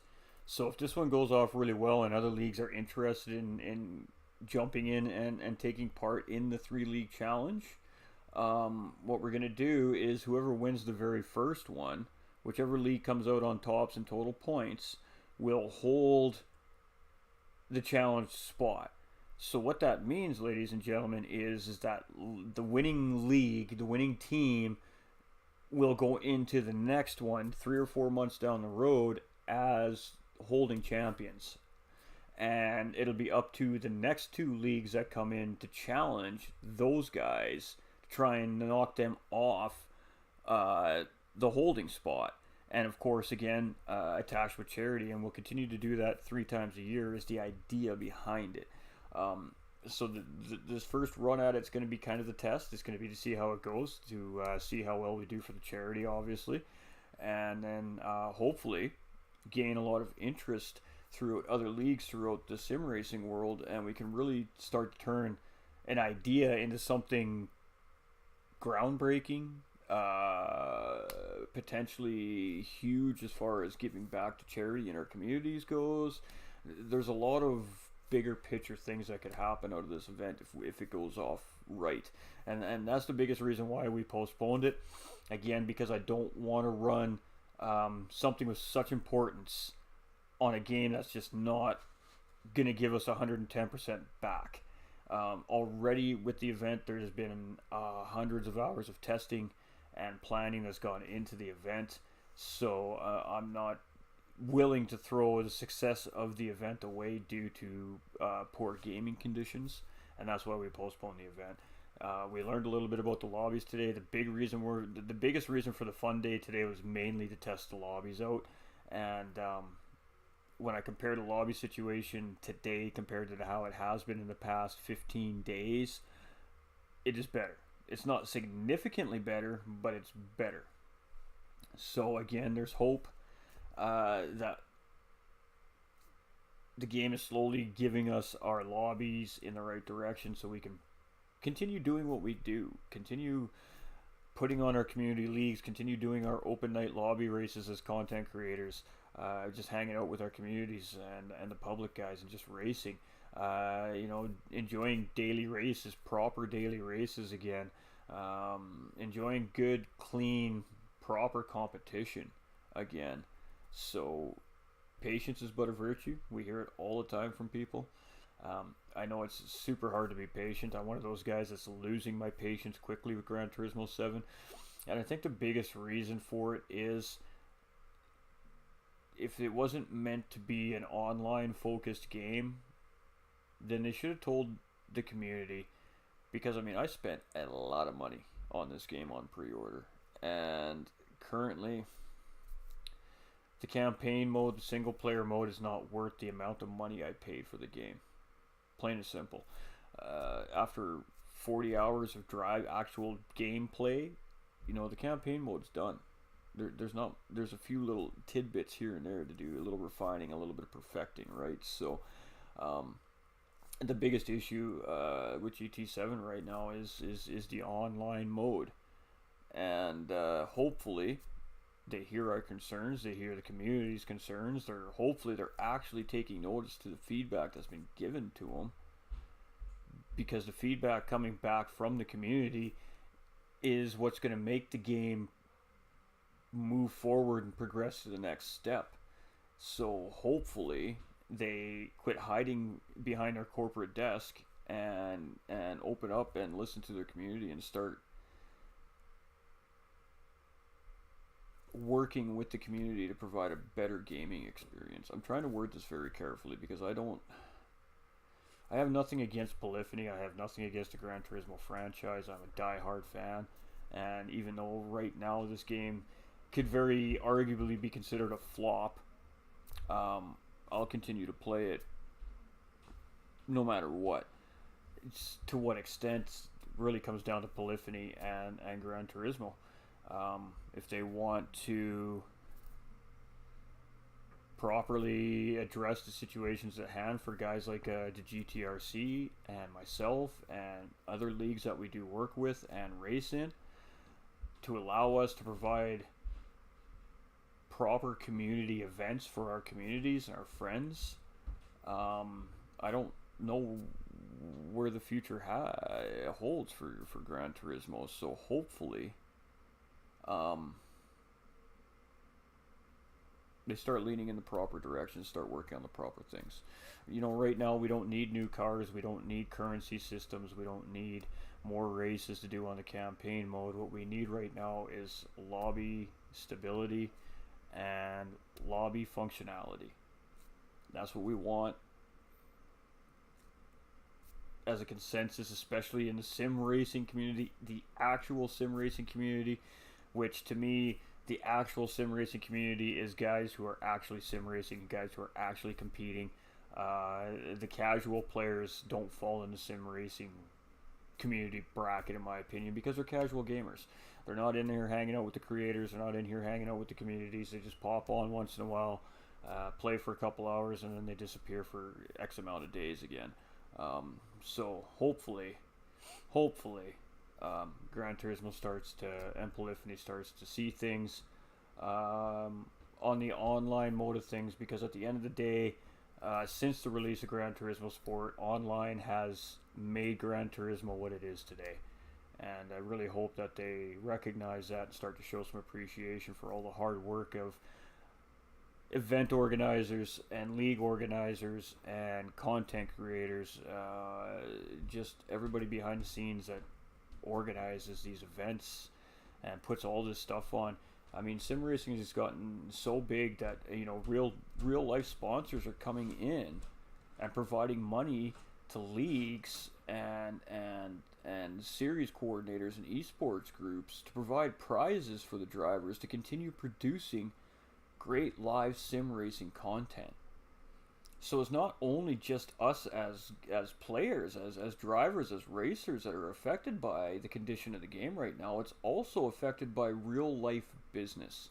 People that are putting real money out of their hard earned and hard built businesses into leagues in this game to provide a better experience for the racers and to continue giving the racers that drive and that competition and that fire in their belly to continue coming back season in and season out and competing and trying to win the prize.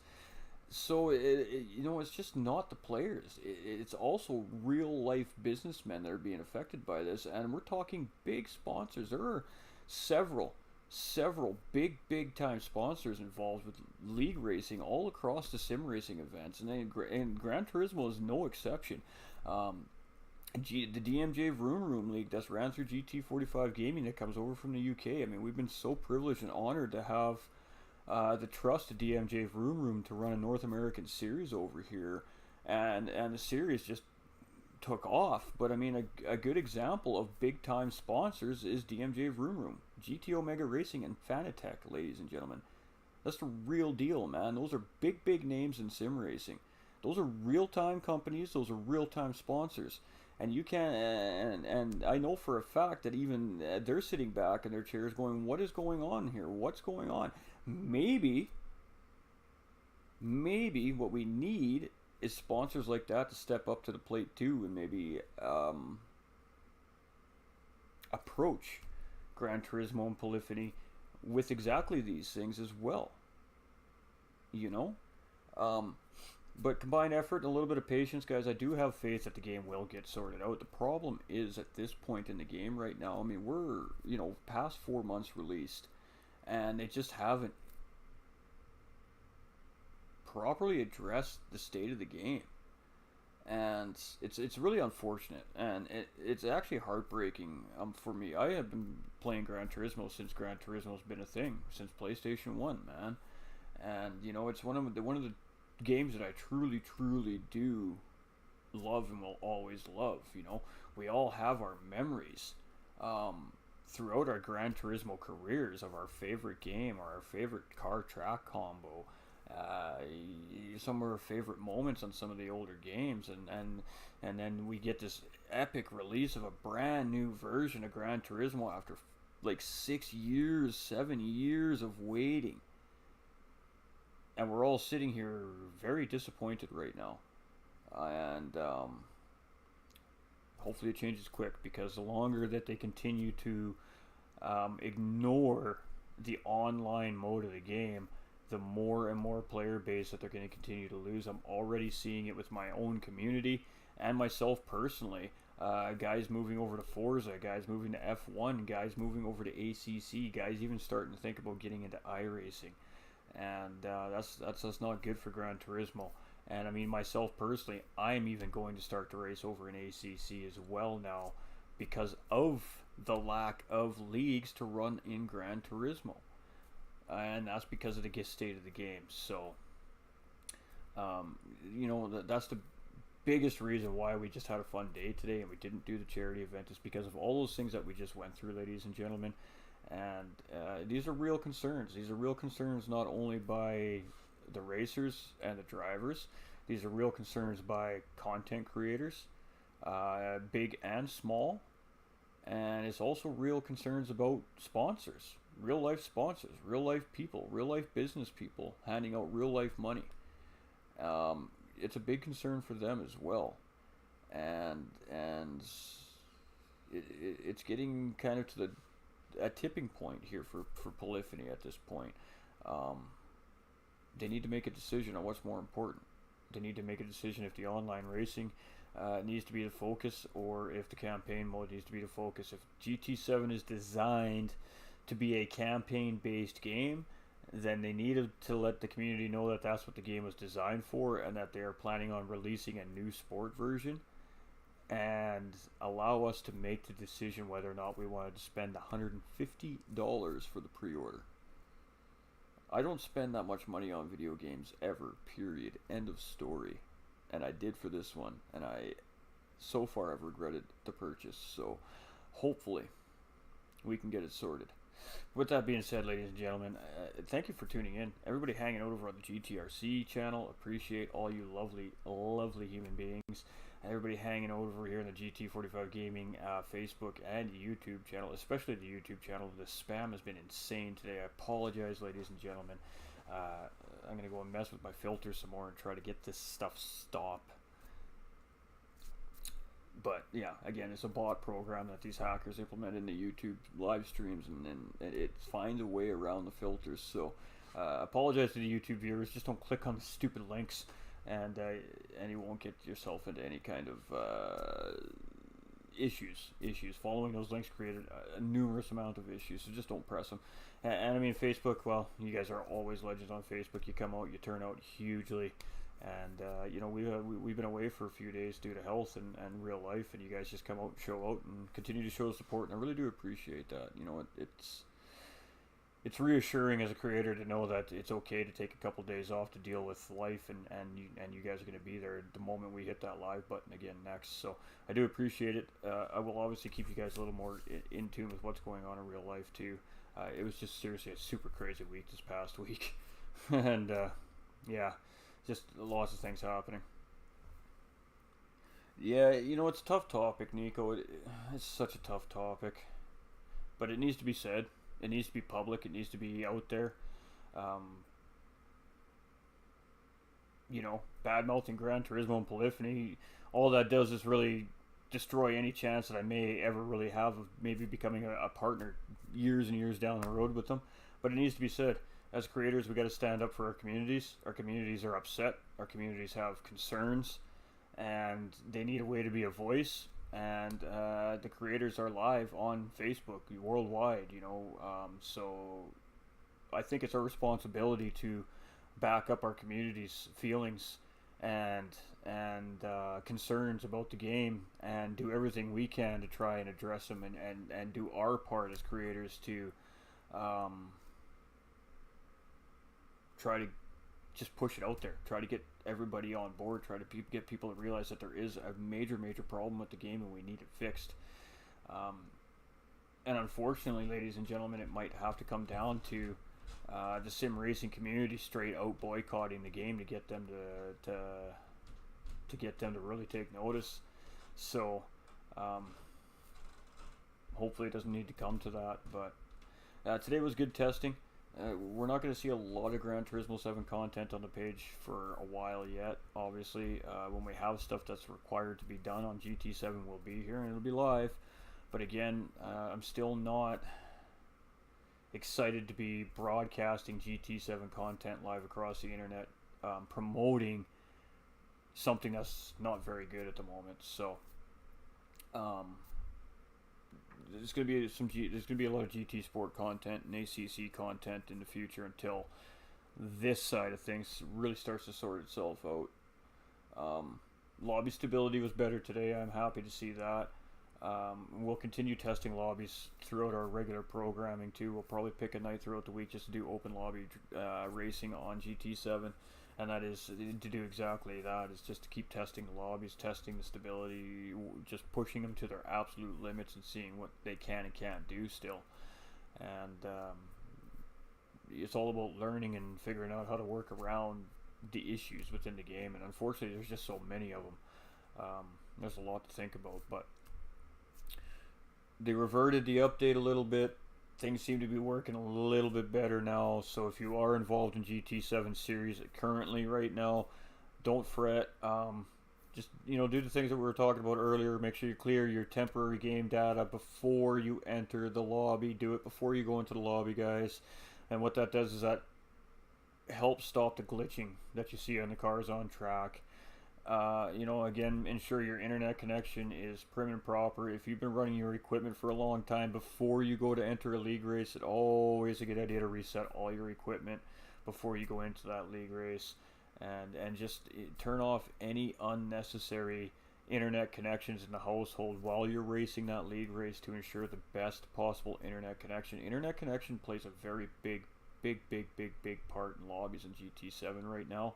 And of course, the generation of console you're playing the game on really does make a big difference as well. PS5s run a lot better on the game than PS4s. The game, again, ladies and gentlemen, was never designed to be on PlayStation 4 in the first place.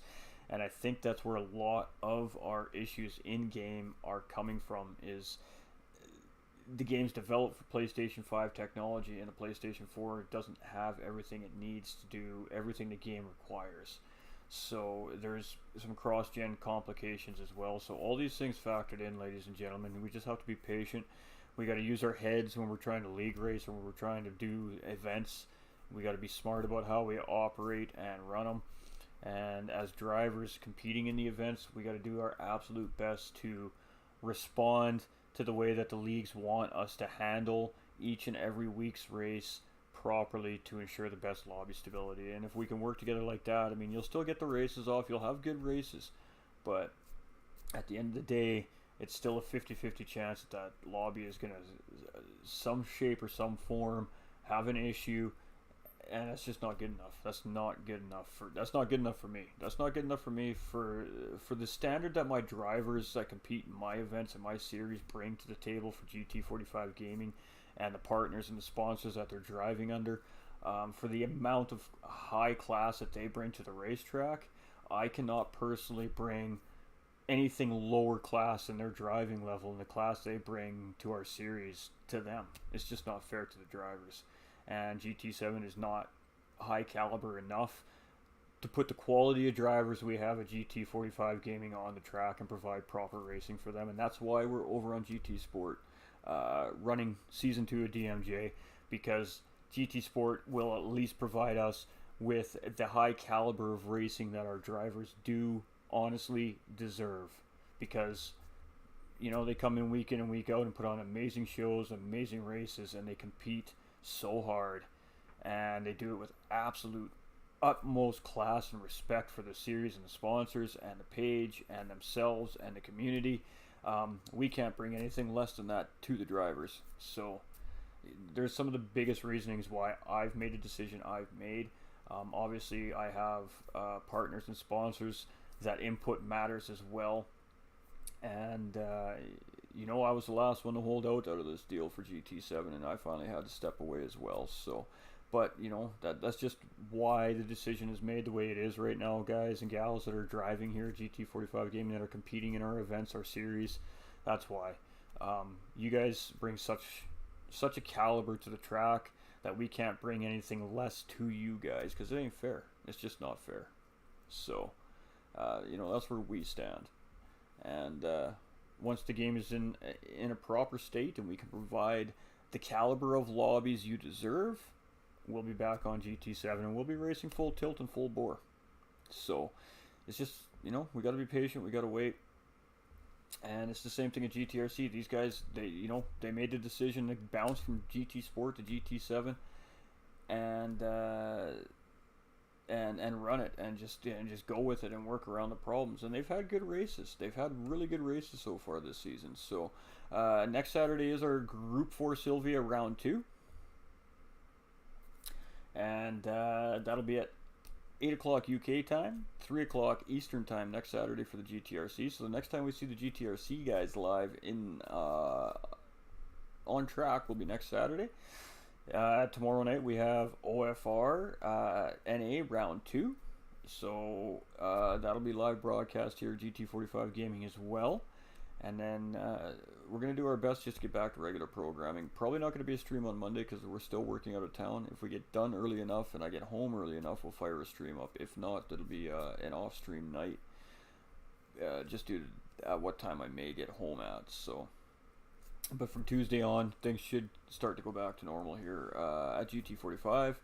And the page and the stream schedule should go back to normal. So, with that being said, again, everybody coming out and hanging out, whether it was GTRC platform or the GT45 gaming platforms today, we love you guys. We're going to be back live here in a little bit. We're going to be doing some ACC tonight. We're going to go get our feet wet. We're going to get some time on track, get some experience under the belt. Hopefully jump in with some of the team guys, get a little bit of tutorial work done with the team, and see what we can do. We're going to go and we're going to compete in a 7-round series on ACC. It starts this Wednesday coming. And it's a team event, to the best of my understanding, unless something's changed recently. And it's actually a multi-class event. So it's going to be a Pro-Am and Pro Driver event. So obviously I'm entering as a Pro-Am. In reality, I should be a rookie or an LB if you're watching IMSA. Because it'll literally be my first competitive race ever on ACC. Only about 4 days after I've played it for the first time. So we're definitely in the Pro-Am category. So I'm going to be driving a GT3 car. I believe I'm going to go with the Bentley. And then I'll have a teammate who's in a Pro class that'll be driving a GT4 car. So it's a team event. It'll have team points. So obviously I need to get on track. I need to practice. I need to get as comfortable as I can with the game before Wednesday so I can do the best I can for the team, obviously. So yeah, we're going to start seeing some ACC content here from GT45 Gaming. And the biggest reason for that is because I need to race outside of commentating as well. And unfortunately, GT just doesn't provide it for my time zone, and ACC can. So we're going to go over to the big game, and we're going to play with the big boys. And you know, the one thing I'm most excited about ACC is the learning experience I'm going to gain from it. Just how much you can learn from playing ACC and take to the rest of the sim games around it. So arguably the most realistic sim game out there, and there's a reason for it. So we'll be back a little bit later, guys, a couple hours. Speaking of the ACC series, I just got a ping from the Discord, so we'll have to go check that out when we shut the stream down here. But give me a couple hours, guys, and we'll fire back up. Give the algorithm time to do its thing over on Facebook, and then we'll fire back up with some ACC. And I'm not sure what we're going to do yet. Well, we're definitely got to get in and set the wheel up. I have to set everything up still. I have all the information to do it. I just got to do it. So we'll do that off stream, and then I'll set it, and then I'll fire up the stream, and we'll probably go do some training. And then we'll jump probably right into the practice server and just start practicing on the actual track we're racing, and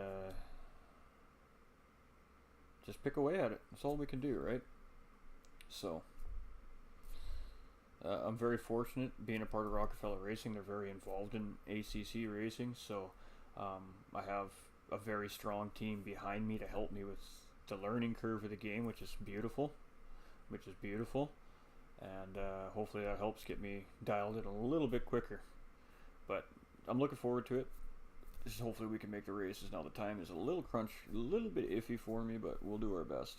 And especially since it's a team event, we got to make sure that we're there for our teammates. So love you guys. Small acts of kindness, ladies and gentlemen. I know I haven't been live all week, but it doesn't change the fact that GT45 Gaming always challenges you to do a small act of kindness daily if possible. You never know what that small act of kindness can do. You completely change the course of somebody's life, and it doesn't even need to be something big. It could be something completely minuscule, and you just never know. So the opportunity arises, no matter how small it may seem, and you're able to, just do it. Just do it. At the bare minimum, ladies and gentlemen, you're gonna make that person smile at least. And that's, in my opinion, when you do something nice for somebody, a smile speaks volumes. You know, I try to do the same thing each day. Obviously, I preach it, so I try to practice it. And the most recent thing was just a couple days ago, I was at a crosswalk. It's a crosswalk that has flashing lights in the whole 9 yards, but where I live, people don't care. They don't stop, man. If they think they can gain that extra 5 seconds by blowing through that crosswalk, they'll do it. And they don't even care if you're crossing. So it's very dangerous. And there was an older lady there. She was probably, you know, I'm just speculating. She was retired, so she was at least 65 plus. She was standing there waiting for traffic to stop with a walker, and cars just wouldn't stop. So I just literally walked out into the middle of the crosswalk and stopped traffic and stood there until she was able to cross. So that's the most recent thing that I've done that I can think of off the top of my head as far as an act of kindness goes. And, you know, I got a big thank you and a big smile, and that's all that matters to me. And who knows how long she could have stood there before somebody finally grew a brain and realized that they need to stop for a pedestrian at a designated crosswalk, right? So always take the opportunity to. I've seen lots of cases over it through other streamers of mine, other communities as well. It's the theme right now. Pay it forward, and just keep paying it forward. Good things happen to good people. That's it. Bottom line right there, ladies and gentlemen. And most importantly, stay winning, ladies and gentlemen. Stay winning. Keep your heads up. Always pushing forward. Never give up. And you'll always push through, whether the result is what you expect or not. But you'll always get through it. And tomorrow's a new day. So we'll see y'all a little bit later for some ACC. I love you guys. GTRC community. We love you guys over there. Great racing today, man. And to the guys that came in from the GT45 community, jump on track with the guys, thank you so much. Apex Racing, huge shout out to Apex Racing guys, brought in quite a few of the members to jump on track and race with the boys today. So I appreciate you guys, we love you guys, and we'll see you soon. Peace and love, baby. Peace and love.